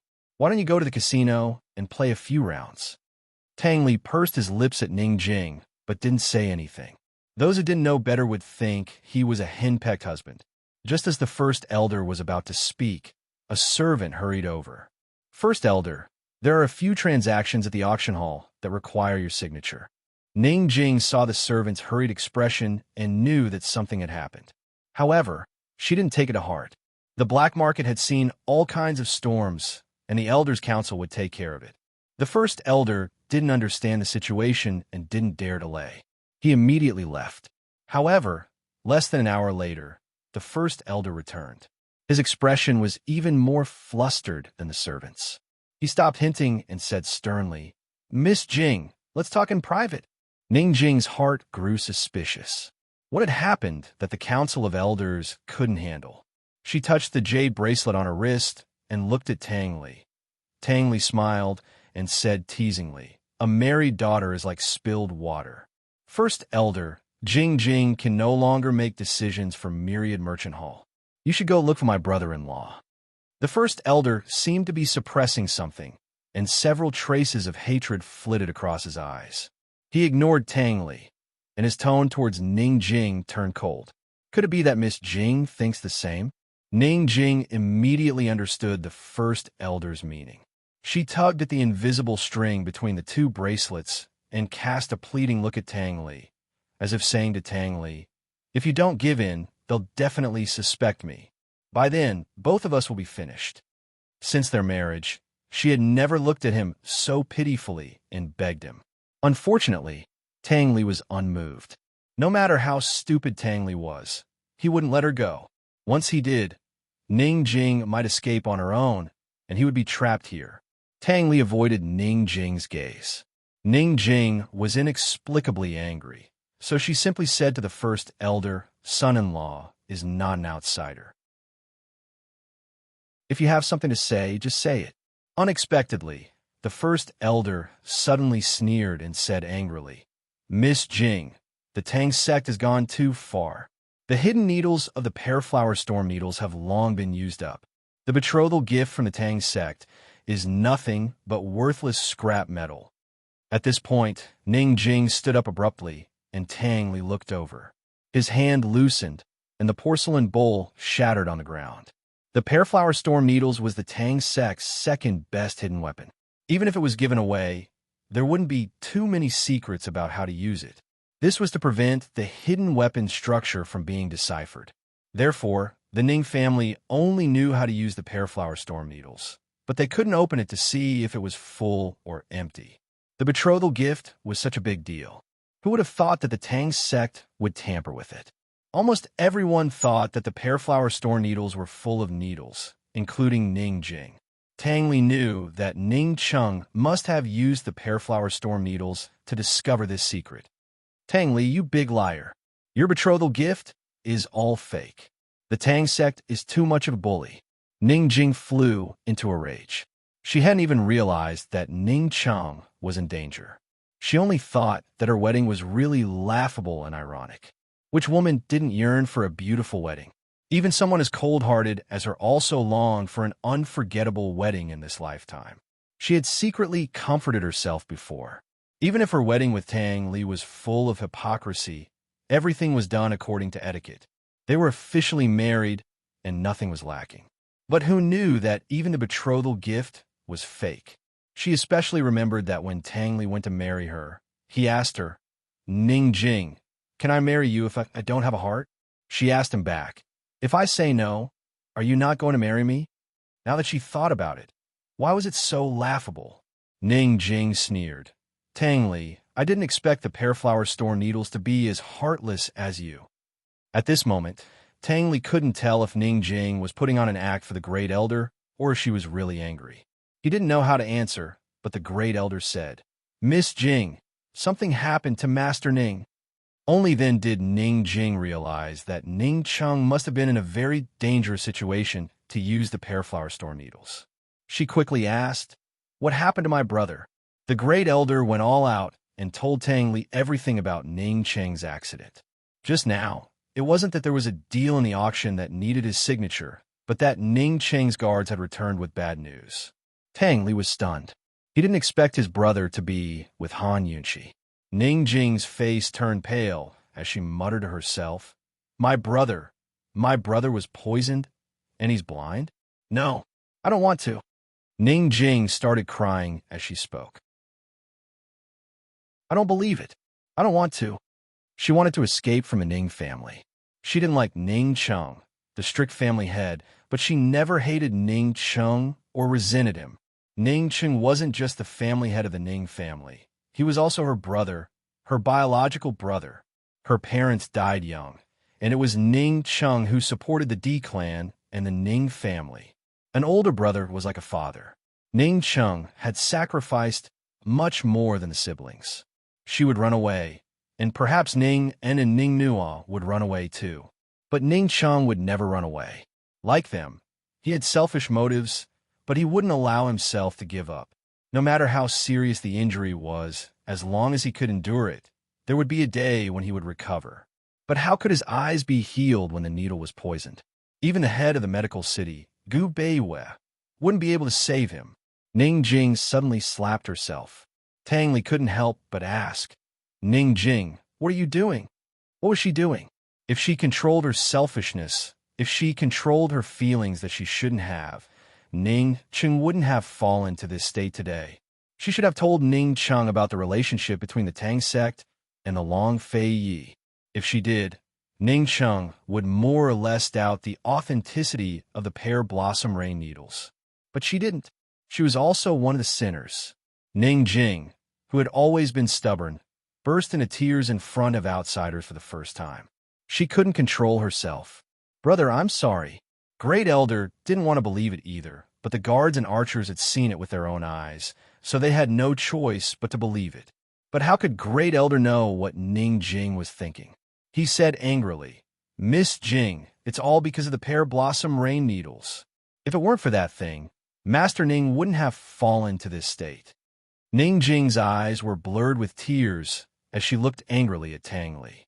At this moment, Tang Li knew that the agreement between him and Ning Jing was invalid. The game of truth and lies had come to an end. He thought that Ning Jing would question him further, but Ning Jing didn't. She raised her hand and asked coldly, Tang Li, are you going to let go? Tang Li hesitated, but Ning Jing didn't give him a chance to hesitate. She said coldly, Men, chop off young master's left hand. So ruthless. Tang Li untied his bracelet and shrugged. Ning Jing, you win. Keep an eye on him. Ning Jing turned to leave after she finished speaking. Great Elder glanced at the bracelet on the ground and finally understood why Ning Jing couldn't leave Tang Li. He couldn't understand why the two of them had to use that kind of bracelet, but he didn't have time to ask, because the D clan was not only facing Ning Cheng's misfortune, but also Myriad Merchant Hall's crisis. Chapter 902. No one knew who was behind this, but in just a short time this morning, Myriad Merchant Hall's auction house had been exposed for fake goods, and several casinos had been exposed for cheating. The auction house and casinos were the most profitable pillars of their business. Now that they were in trouble, Myriad Merchant Hall suffered a great loss. Ning Jing was far away in Northern Li.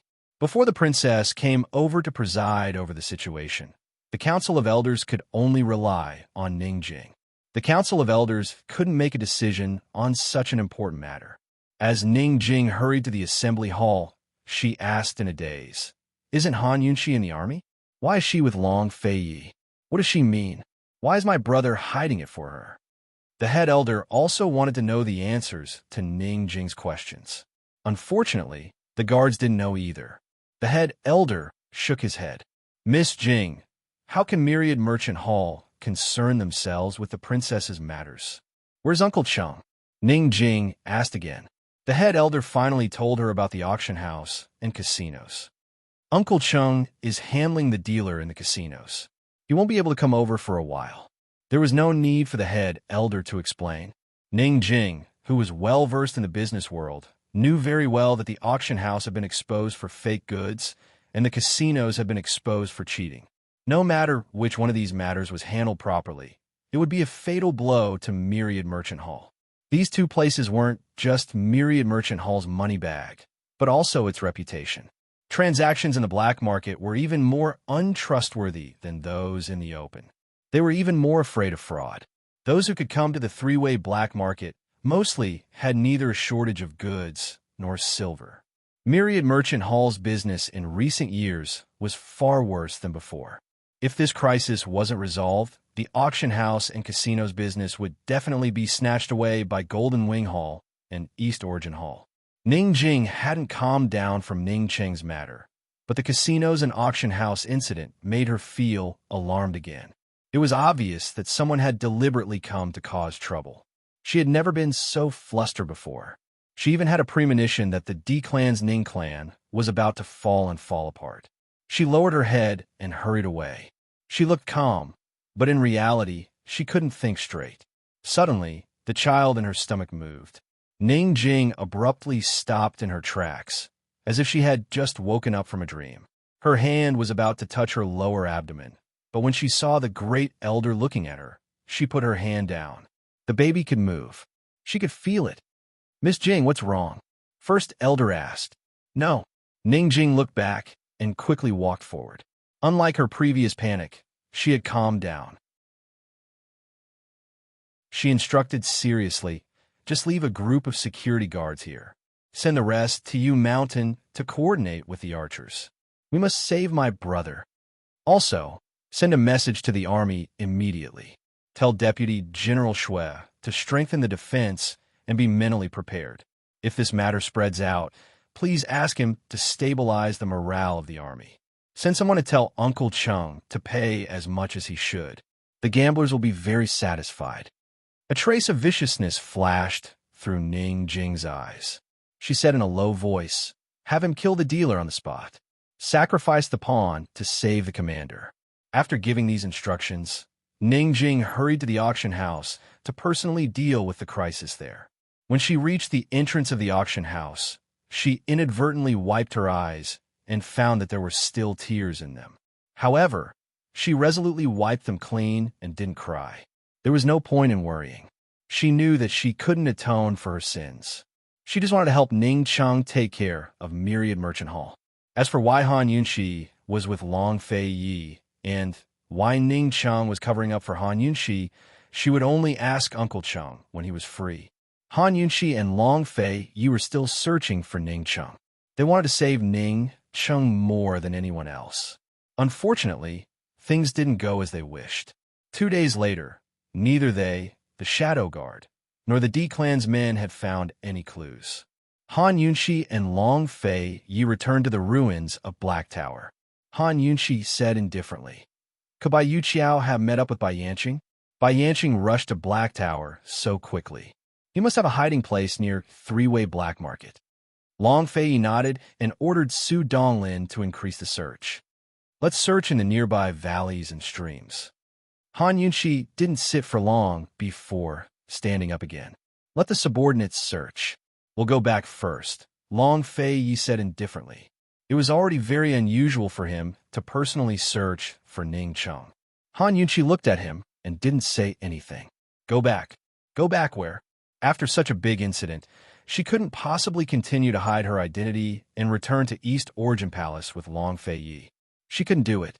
Unexpectedly, Long Fei Yi said, "Go back to Myriad Merchant Hall." Han Yunxi looked at him in disbelief, thinking that she had misheard. When did this guy become so easy to negotiate with? "What are your conditions?" she asked. Long Fei Yi couldn't help but laugh. He stroked her bangs and laughed. "You didn't become stupid this time." Sometimes she would rather be stupid. She looked helplessly at Long Fei Yi, waiting for him to speak. Long Fei Yi approached and said seriously, "I want you to truly take control of Western Qin's forces. You won't be restricted by anyone from the Ning clan." The main reason why they had so many troubles between them and why they still couldn't get rid of Bai Yanqing was because Han Yunxi was only a princess in name. She didn't control a single soldier in Western Qin's camp. Now that Ning Cheng's whereabouts were unknown, it was the perfect opportunity for Han Yunxi to truly take control of Western Qin. As long as Han Yunxi took control, everything would be easy. Even if they couldn't stay by her side for the time being, they could still fight side by side. However, taking control wasn't easy for Han Yunxi.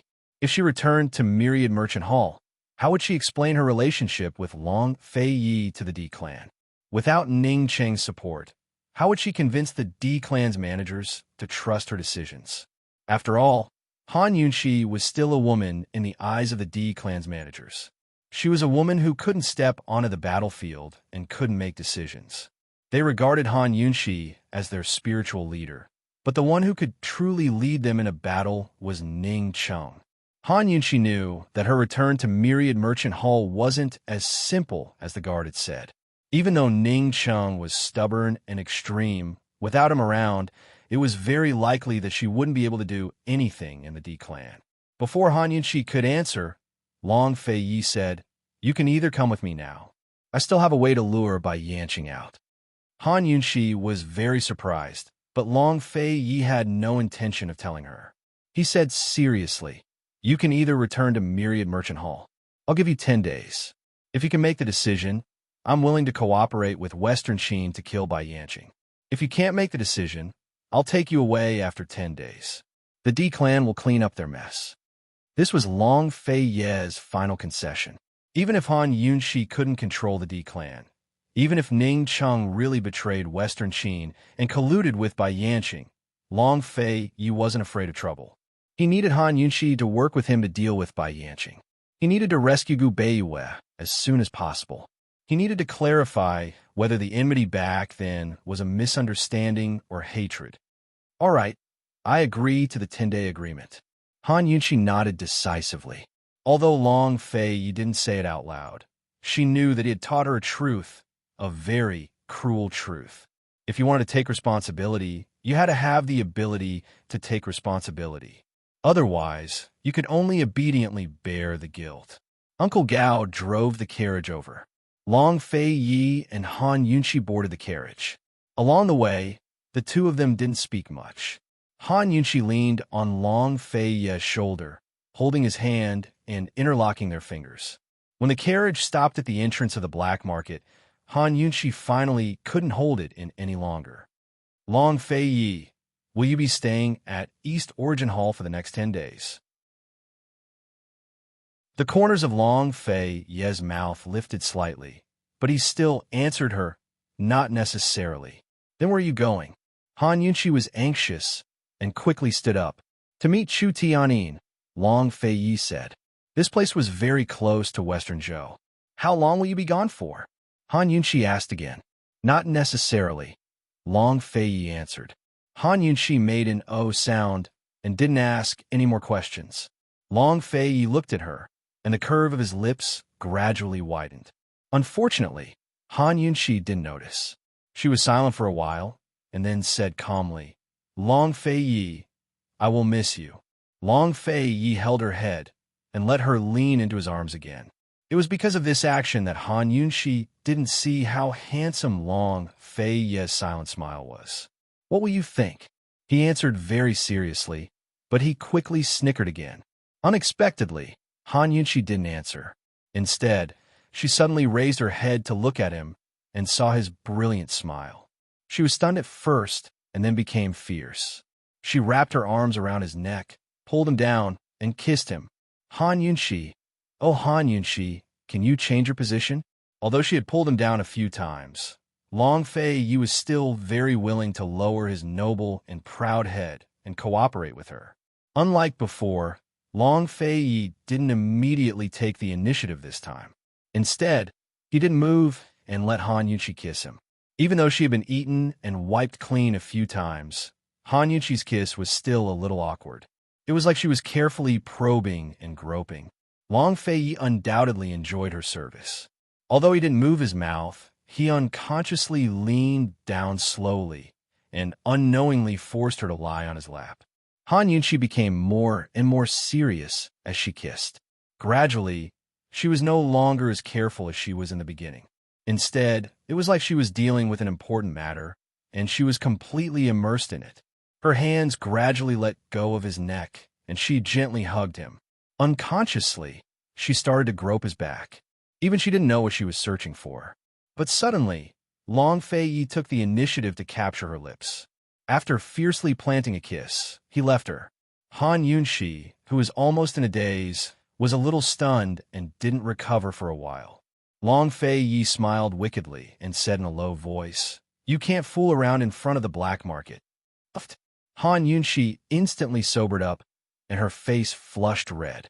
If she didn't understand what he meant, she would have been bullied on the carriage from the military camp to the three-way black market for nothing.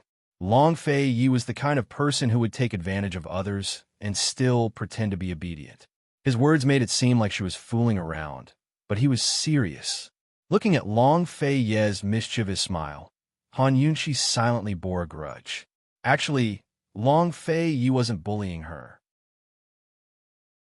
If he didn't control her, she reckoned that he would be the one fooling around. No matter how serious the joke was, the two of them had to separate in the end. Han Yunshi waited for Long Fei Yi to say that he would miss her. Unfortunately, Long Fei Yi didn't say it. After alighting from the carriage, Han Yunshi and Long Fei Yi went to East Origin Hall to tidy up and change back into women's clothing. Long Fei Yi wanted to personally send her to Myriad Merchant Hall, but Han Yunshi stopped him. Su Donglin, send me there.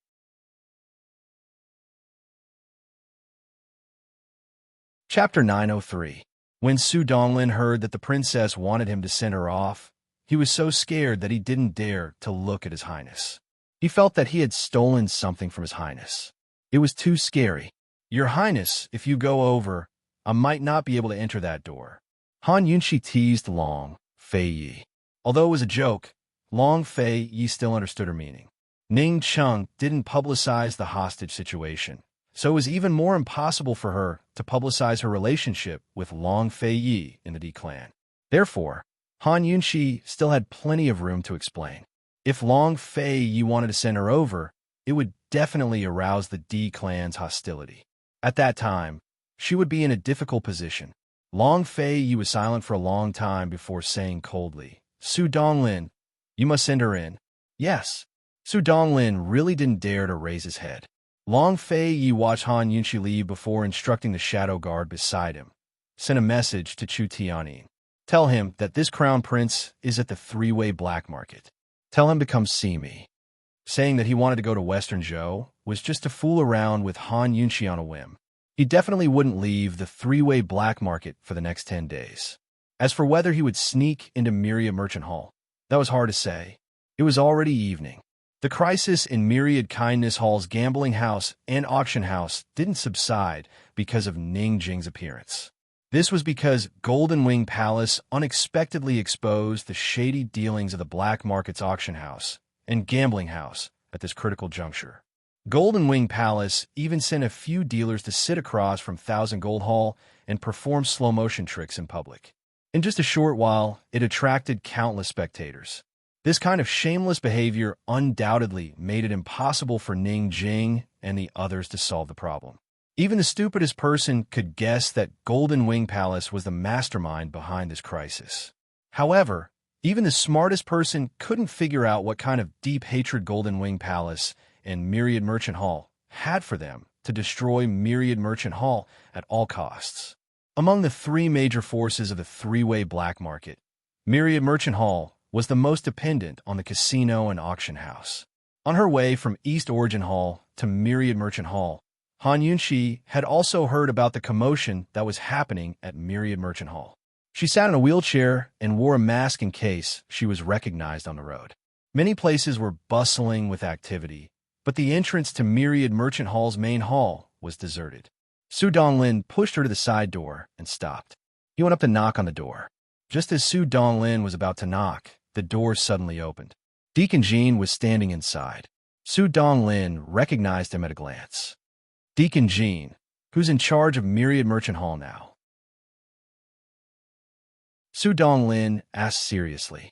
He felt that when he returned later, His Highness would definitely ask about the details here. No matter what, he had to get the steward of Myriad Merchant Hall to come out and receive him. Deacon Jean sized him up, then said coldly, "Scram." Deacon Jean was definitely the most furious person in the entire three-way black market right now. If the three-way black market's casino business was ruined, then his bank could basically close down as well. His mood was as gloomy as the sky before a storm. He had come to look for Uncle Chung and the Great Elder, but was told that they were still at the casino. He was about to rush over and check on the situation. Su Donglin was no pushover. How can you say that? Do you know who she is? Su Donglin stepped aside, wanting to let Deacon Jean see the princess. Who knew that Deacon Jean would take advantage of the moment he stepped aside to walk out and slam the door behind him. Su Donglin naturally could not let the D clan bully him, much less allow the D clan to be so impudent in front of the princess. He was about to make a move, but Han Yunshi stopped him with a look. Deacon Jean, I have a favor to ask. I hope you can make it easy for me, Han Yunshi said politely. Deacon Jean naturally sensed that Su Donglin was about to make a move behind his back. He sized up Han Yunshi, but did not recognize Han Yunshi as the spectator at the gambling table a few days ago.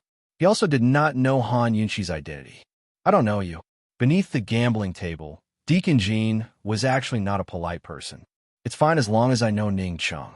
It's inconvenient for me to move around, so I'll have to trouble you to send me inside, Han Yunshi said politely.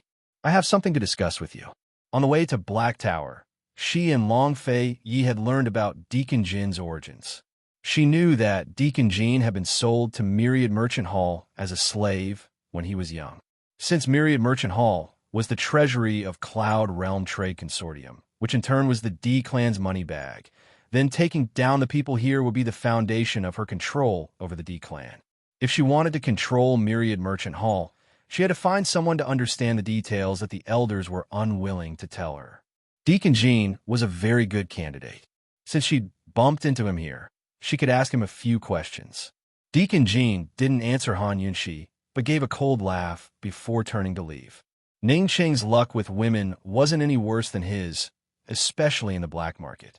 Many women who'd met Ning Chung once often came knocking on his door, but most of them never made it past his doors. Seeing Deacon Jin's rudeness, Su Donglin immediately flew in front of him to block his way. What are you laughing at? Do you know who she is? Deacon Jin's eyes flashed with impatience. He'd seen plenty of women come knocking on his door to beg him, but he'd never seen one with a guard to stop him. If he wasn't wrong, this guard's martial arts skills must be impressive. Deacon Jin usually ignored women like this, but he was in a bad mood today. Seeing Su Donglin's strength made him cold. You want to climb into Ning Cheng's bed with a broken leg? Go back and dream on. Reality proved that the quiet and reserved Deacon Jin was just as mean as a woman when he turned. Han Yunshi stared blankly. Su Donglin was so angry that he drew his sword. If His Highness heard this, Deacon Jin would probably be dismembered by 5 horses. As an escort, he wouldn't be able to escape the blame. Although Han Yunshi was wearing a mask, Uncle Chung still recognized her at a glance. At this time, Han Yunshi was the only one who'd come to the door in a wheelchair. When Deacon Jin saw Su Donglin draw his sword, he also wanted to draw his dagger. However, at this moment, he heard Ning Jing's voice. Ning Jing stood not far away and called out, Han Yunshi. Deacon Jin only felt that this name was very familiar, but he couldn't remember who it was. Ning Jing quickly ran in front of Han Yunshi. Lung Sheng, Han Yunshi, you hurt my brother. Although Han Yunshi was wearing a mask, Ning Jing knew from the guards that she was in a wheelchair, so her guess was right. At this moment, Deacon Jin finally remembered who Han Yunshi was. He slowly turned his head to look at Han Yunshi and was also stunned.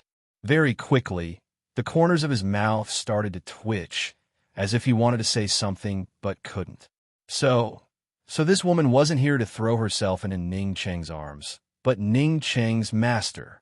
Han Yunshi glanced at Deacon Jin from bottom to top, then ignored him and looked towards Ning Jing. Deacon Jin felt a chill run down his spine. It was incomparably terrifying. From what he knew, Han Yunshi was a vengeful woman who never suffered loss. Her methods were ruthless, and her poison skills were cruel.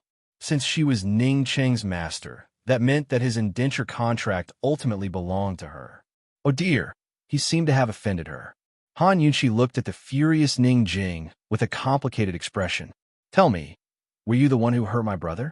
What kind of good intentions do you have? Why are you with Long Fei Yi? Are you helping Long Fei Yi deal with Bai Yanqing? Han Yunshi, why are you? Before Ning Jing could finish her questioning, Han Yunshi interrupted her and asked in a low voice, Ning Jing, are you in charge of the D clan now? Ning Jing was about to answer when Han Yunshi gave her a meaningful look. Ning Jing suddenly quieted down. The anger in her heart seemed to have frozen like the surrounding air. What did Han Yunshi mean by that look? What did she mean by asking that question just now? If you're in charge, I think I should talk to you about the Tang sect matter, Han Yunshi said again. As soon as she said that, Ning Jing immediately understood the meaning of Han Yunshi's gaze. Han Yunshi was hinting that she had no right to be in charge of the D clan because she had betrayed the D clan on the Tang sect matter. Ning Jing stared fixedly at Han Yunshi. She felt guilty, resentful, and indignant. What right did Han Yunshi have to threaten her like this? Han Yunshi knew the relationship between the Tang sect and Long Fei Yi better than she did. How could Han Yunshi still have the face to come back? As the princess of Western Qin, where was her sense of responsibility and shame? You? Ning Jing wanted to say something, but stopped. She calmly walked in front of Han Yunshi and leaned down. She put her hands on the back of the wheelchair, and her lips were almost touching Han Yunshi's ear. Your Highness, how do you want to talk to me about the Tang sect matter? Deacon Jean and Su Donglin looked at them with different expressions. The smell of gunpowder between the two women was very strong. A battle between women was scary, let alone two such strong women. Even Deacon Jean was interested. He wanted to find out why Ning Jing dared to challenge the princess of Western Qin. Han Yunshi recalled how Ning Jing had scolded her in Medical City and saw the resentment and provocation in Ning Jing's eyes. She couldn't help but think of her beautiful appearance when she married Tang Li in a wedding dress. She couldn't understand why Ning Jing didn't tell Ning Cheng about the relationship between the Tang sect and Long Fei Yi when they were in Medical City. She clearly had a chance. She had asked Long Fei Yi this question before. Long Fei Yi asked Tang Li, and Tang Li said that Ning Jing wanted to escape from the D clan for her own selfish reasons. Han Yunshi didn't know if Tang Li's statement was his own speculation or if it was from Ning Jing. She didn't believe that a stubborn and fierce woman like Ning Jing would betray the D clan for her own selfish reasons. What exactly was this selfishness? Why did she want to escape from the D clan? According to Han Yunshi's understanding, Ning Jing was the most outstanding woman in the D clan. Ning Jing asked Han Yunshi this question. Han Yunshi could hear the sarcasm and questioning in Ning Jing's tone. Ning Jing, are you going to discuss Tang Li with me at the gate? Han Yunshi asked seriously. Ning Jing snorted and pushed Han Yunshi's wheelchair away without saying a word. She pushed her into the gate. Han Yunshi waved her hand to signal Su Donglin to leave. Deacon Jean saw this and didn't have time to ask Ning Jing about the casino. He took the opportunity to slip away. After entering the gate, Han Yunshi began to probe. Where's Tang Li? Did you lock him up? Are you going to use Tang Li to threaten the Tang sect? Ning Jing avoided the topic and asked, Han Yunshi, as the princess of Western Qin, not only did you hide the Tang sect's matter, but you also fooled around with Long Fei Yi and were used by Long Fei Yi. If I were you, I wouldn't have come. What are you doing here?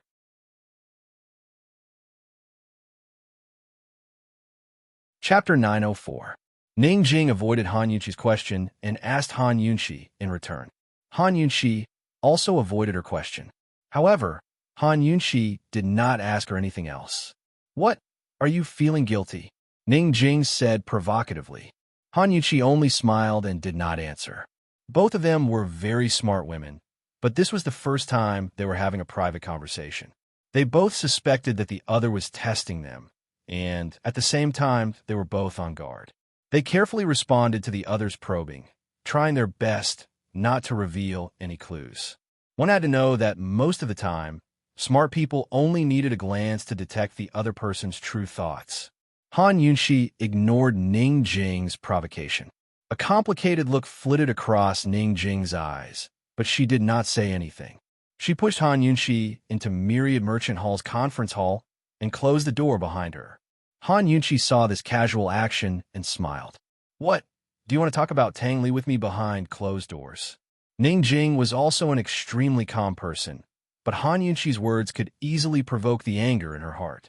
She almost exploded, but in the end, she held it in. She immediately went to open the door. In any case, the stewards of Myriad Merchant Hall were all in the gambling house and auction hall, so no one would come. She had already ordered the servants around her to leave. She was not afraid, even if she opened the door. Ning Jing deliberately opened the door wide, then stood in front of Han Yunshi. She leaned back on the table and crossed her arms, looking down at Han Yunshi in a condescending manner. Han Yunshi, what do you want to talk about the Tang sect? Just say it. It was rare for someone from the D clan to talk to her in such a manner. Han Yunshi truly felt much more at ease. Compared to the humble and respectful Ning Onlai, she liked Ning Jing more. However, liking was one thing. Han Yunshi had never been soft-spoken or soft-hearted to Ning Jing. She mercilessly rejected Ning Jing. You are not the steward of the D clan. I have nothing to talk to you about. You tricked me. Ning Jing finally couldn't take it anymore. Han Yunshi shrugged innocently. That was what she had said at the door. If you're in charge, I think I should talk to you about the Tang sect. Ning Jing looked at Han Yunshi angrily, but she didn't know what to argue with her. Han Yunshi was trying to provoke Ning Jing so that she would tell her about the Tang sect. Han Yunshi wanted to find out what Ning Jing's selfishness was. If she wanted to escape from the D clan, as she had said, then now was the perfect time. Why didn't she escape? Han Yunshi allowed Ning Jing to glare at her. She calmly played with her beautifully manicured nails. Her attitude was full of provocation and mockery, making Ning Jing even angrier. Han Yunshi thought that Ning Jing would be annoyed, but Ning Jing was still calm and didn't say anything. Ning Jing's attitude made Han Yunshi even more curious about the truth. Han Yunshi said, Ning Jing, I'll have to trouble you to call over all the elders in charge of Myriad Merchant Hall. I'll talk to them about the Tang clan. You're not worthy, Ning Jing said coldly. Han Yunshi was very calm. It's not up to you to judge whether I'm worthy or not. It's up to them to decide whether I'm worthy or not. Ning Jing stood there motionless. What? Guilty? You don't dare? Han Yunshi goaded her. Ning Jing took a deep breath. Who's afraid of who? Just you wait. Just like this, Ning Jing left Han Yunshi with an especially free and easy back view. Not long after, she really did call all 5 elders of Myriad Merchant Hall over. Although the storm in the gambling house and auction house had yet to subside, no matter how big the storm was, it wasn't as important as the return of the Western Qin princess. They were the same as Ning Jing. They knew nothing about the hostage incident and knew nothing about the hostage situation. They really wanted to know why Han Yunshi was with the East Qin Crown Prince. Even though they had their doubts, the 5 elders were still very respectful when they saw Han Yunshi. They all respectfully bowed. Ning Jing struck first and said seriously, The princess has personally come to Myriad Merchant Hall. If there's anything you don't understand, please ask. It's not easy for us to meet the princess. Everyone present could hear that Ning Jing's tone was not good. The great elder knit his brows as he looked at Ning Jing, hinting for her not to be impudent. Ning Jing acted like she didn't see anything. Han Yunshi's smile was very amiable. What are you all standing there for? Sit down. Everyone gave their thanks and sat down, their nervous hearts relaxing a bit. Who would have thought that before they could sit down, Han Yunshi would throw out a sentence that immediately made the atmosphere tense again. Han Yunshi said, I heard Ning Jing say that someone is slandering this princess behind her back. They said that this princess and the East Qin Crown Prince are still together, that this princess is ashamed of the D clan's loyalty and is not worthy of being Western Qin's princess. When these words were said, everyone who had just sat down stood up. Ning Jing did not even have time to react before everyone looked at her with questioning gazes. Han Yunshi's display of strength was truly unexpected. However, Ning Jing was not willing to be outdone. She immediately stood up. Princess, there are no outsiders here, so why are you beating around the bush? The one who said this is me. The princess should be in the army camp, so why are you with the East Qin Crown Prince? Why are you helping the East Qin Crown Prince deal with Bai Yanqing? I heard the archers from the Black Tower say that the princess has been held by the East Qin Crown Prince the entire time. Although Ning Jing's question was everyone's question, Ningjing's straightforward question made everyone's hearts beat faster. After all, this question was too sensitive. Ningjing's question was simply not giving them any face at all. It had to be known that this Western Qin princess was not a normal girl, but rather the famous Han Yunxi. It was unknown when the large discussion hall had become very quiet. Han Yunxi looked at Ningjing, and Ningjing met her gaze without any fear. She then added, "So, when I say that the princess and the East Qin crown prince are still together, it can't be considered slander, right?" Han Yunxi looked at everyone. "Where's the Great Elder?" The Great Elder was an astute person. Although he was the head of the Council of Elders, he would not easily stand up. If Ningjing did not mention this matter today, he would have asked the princess in the name of the Council of Elders. But now that Ningjing had directly asked this question in front of everyone, why would he stand up and be the bad guy? Anyway, no matter what his attitude was, in this situation, the princess had to give an explanation that could convince everyone. The Great Elder lowered his head and did not reply. Who would have thought that Han Yunxi would actually say, "Second Elder, what about you?" Was this the rhythm of going point by point? No one would be able to escape? Everyone was slightly shocked. This girl Han Yunxi really lived up to her reputation. She was so powerful. Han Yunxi was indeed powerful. Everyone present was an important member of Myriad Merchant Hall, so she had to figure out everyone's attitude before she could make a decision. The Great Elder finally could not help but stand up. "Princess, this subordinate welcomes the princess on behalf of Myriad Merchant Hall. With the princess's arrival, Myriad Merchant Hall has failed to welcome you. This subordinate is ashamed." This subordinate? Han Yunxi stopped here and directly asked. The Great Elder also agrees with Ningjing's opinion. "You feel that this princess and the East Qin crown prince have an affair?" The Great Elder was forced to the point where he could no longer be perfunctory. However, he once again replied in the name of the Council of Elders, reporting to the princess. Although the Council of Elders does not agree with Miss Jing's opinion, the Council of Elders does not understand why the princess is with the East Qin crown prince. When the Great Elder said this, Ningjing did not look at him. Instead, she looked at the other 4 elders. Her sharp eyes could see the anger the 5th elder had towards the Great Elder. At this moment, Han Yunxi knew that it was worth it to beat around the bush with the Council of Elders. "So that's what the Council of Elders thinks?" She thought for a moment, then said, "Then does the Great Elder think the same?" Although an individual existed in a group, the group's attitude and the individual's attitude were 2 completely different things. The most important difference was in responsibility. This subordinate, the Great Elder stammered, unable to answer for a long time. Ningjing was already smiling coldly. At this moment, the 5th elder suddenly stood up. "Your Highness, this subordinate does not think that way." "Then what do you think?" "Tell me," Han Yunxi quickly asked. The young Miss and Uncle Chung were disrespectful to the princess, so they should be punished according to the clan's rules. Although the 5th elder was old, his large round eyes were not cloudy at all. Instead, they were clean and clear, just like his character, upright and stubborn. Han Yunxi originally thought that the 5th elder and the Great Elder had conflicts, so he was dissatisfied. She had been thinking about how to use the Elder Council's conflict to control Myriad Merchant Hall, but she never thought that the 5th elder would be such a loyal and stubborn person. The 5th elder said, "Your Highness must use your own reasoning when doing things. How can we, as subordinates, question her? Isn't this rebelling?" This subordinate thinks that if your Highness was really like what young Miss Ningjing said, you wouldn't be sitting here today. When the 5th elder said this, the Great Elder's face became awkward, not knowing what to say. The other members of the Council of Elders had complicated expressions. Ningjing began to laugh loudly. "Han Yunxi, look, there are many people in the D clan who are as foolish as my brother. You've ruined my brother's loyalty. You've ruined their faith."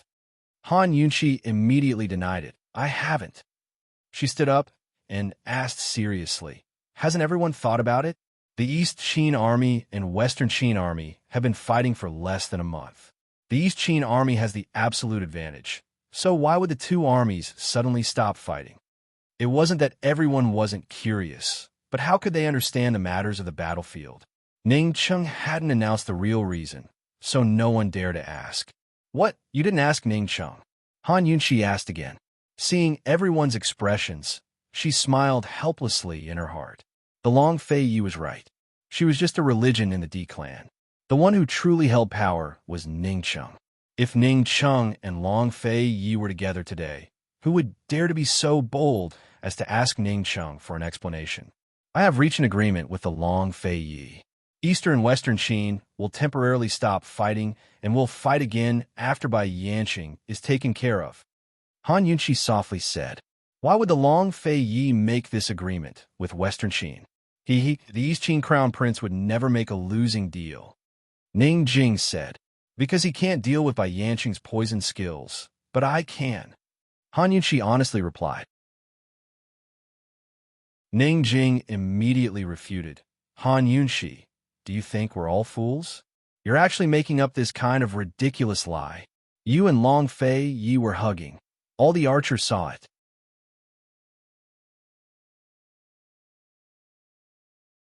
Chapter 905. Hug and Hug. At this moment, Han Yunqi's mind wandered. She suddenly wanted to know how Long Fei Yi would react to Ning Jing's words. My legs are injured and I can't walk.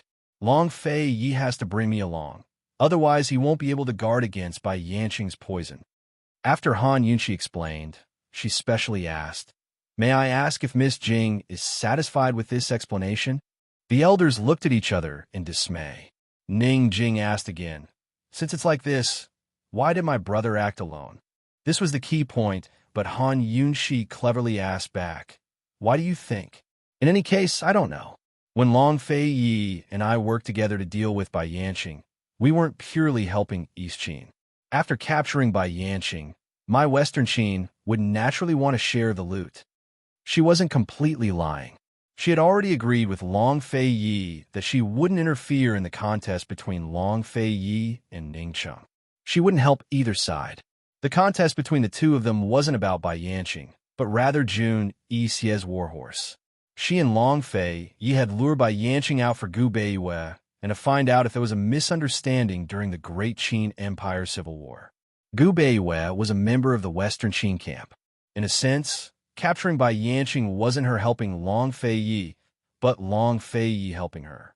Seeing that everyone was silent, Han Yunqi looked at the fifth elder. Fifth elder, tell me, why did Ning Qing act alone? The fifth elder was very honest.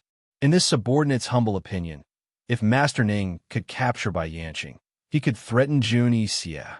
Master Ning made a thorough deployment, but he didn't expect that the Pearflower Storm Needles was fake. Han Yunqi immediately looked at Ning Jing, and Ning Jing also looked at her. There was no doubt that the two women had a tacit understanding about the Pearflower Storm Needles. Han Yunqi knew the truth about the Tang sect, but she didn't tell Ning Cheng. Ning Jing also knew the truth, but she didn't tell him either. It was also because of this matter that Ning Jing didn't suspect Han Yunqi. Instead, she firmly believed that Han Yunqi and Long Fei Yi were still together. The two women looked at each other without saying a word. After waiting for a long time, Ning Jing did not say anything. Instead, it was the first elder who said angrily, If Tang Li doesn't cooperate with us, he can forget about going back. This time, the playful look in Han Yunqi's eyes deepened. She was completely sure of her guess. Although Ning Jing had put Tang Li under house arrest, she still hadn't revealed the relationship between the Tang sect and Long Fei Yi. A sly look flashed across her eyes. She said lightly, The Pearflower Storm Needles. Actually, Ning Jing immediately changed the topic. Is my brother's poison serious? At this moment, Han Yunqi knew that Ning Jing had lost. Han Yunqi didn't pursue the matter. Instead, she changed the topic. She said, Don't worry, Bai Yuqiao is Bai Yanqing's disciple. If she can't cure that little poison, she can forget about staying in the industry. What about my brother's eyes? Ning Jing asked again. Han Yunqi's originally bright eyes dimmed. She wasn't sure which part of Ning Cheng's eye the needle had pierced, but he had lost so much blood that she knew that she shouldn't have had any hope. After a while, Han Yunqi said lightly, It's my fault. Fifth elder immediately said seriously, "Princess, don't blame yourself. Master Ning won't blame you." "He won't?" She recalled Ning Cheng's question and his stubbornness to wait. Han Yunqi had no confidence at all. She would find it strange if Ning Cheng didn't blame her. Han Yunqi sighed softly and didn't explain further. She said half-jokingly and half-self-deprecatingly, "Everyone, are you satisfied with this princess's explanation? Do you believe me?" Everyone was silent. The five elders had nothing to say. Ning Jing had something to say, but she didn't dare to say it. At this moment, Uncle Cheng was standing in a dark corner. Although he knew that Han Yunqi was lying and that Han Yunqi and Long Fei Ye's relationship had never been broken, he didn't want to expose her. He didn't expose Han Yunqi because he knew that there was no point in arguing. With Han Yunqi's status, any more arguments would be futile. Since Han Yunqi was back, there was no harm in leaving Myriad Merchant Hall's mess to her. He wanted to see how Han Yunqi would deal with a mess that even First Elder couldn't solve. If the D-Clan's money bag was destroyed, Han Yunqi would lose all prestige in the Western Qin camp. When the time came and he exposed her affair with Long Fei Yi, Uncle Cheng firmly believed that the D-Clan would no longer be loyal to this princess and would have thoughts of rebellion. At that time, no matter how stubborn Ning Cheng was, he wouldn't be able to dissuade the entire clan. Thinking of this, Uncle Cheng's lips curled into a cold smile, and he quietly retreated. Once he reached the door, he instructed in a low voice, "Send some people to smash the casino. Remember, don't let anyone discover your identities." "Yes." The manservant respectfully retreated. The meeting hall was silent for a long time. First Elder secretly glanced at Ning Jing. Seeing that Ning Jing didn't say anything, he was about to speak when Fifth Elder beat him to it. "This subordinate believes in the princess. For the princess, I'll do my best until my death." Fifth Elder had already expressed his stance. If First Elder didn't do anything, he, the head of the Elders' Council, would be removed by Han Yunqi sooner or later. This subordinate believes in the princess. "For the great cause of Western Qin's recovery, I'll do my best until my death," First Elder said loudly. The other elders also expressed their stance. Ning Jing took a deep breath and didn't say a word. Han Yunqi said indifferently, "It's getting late."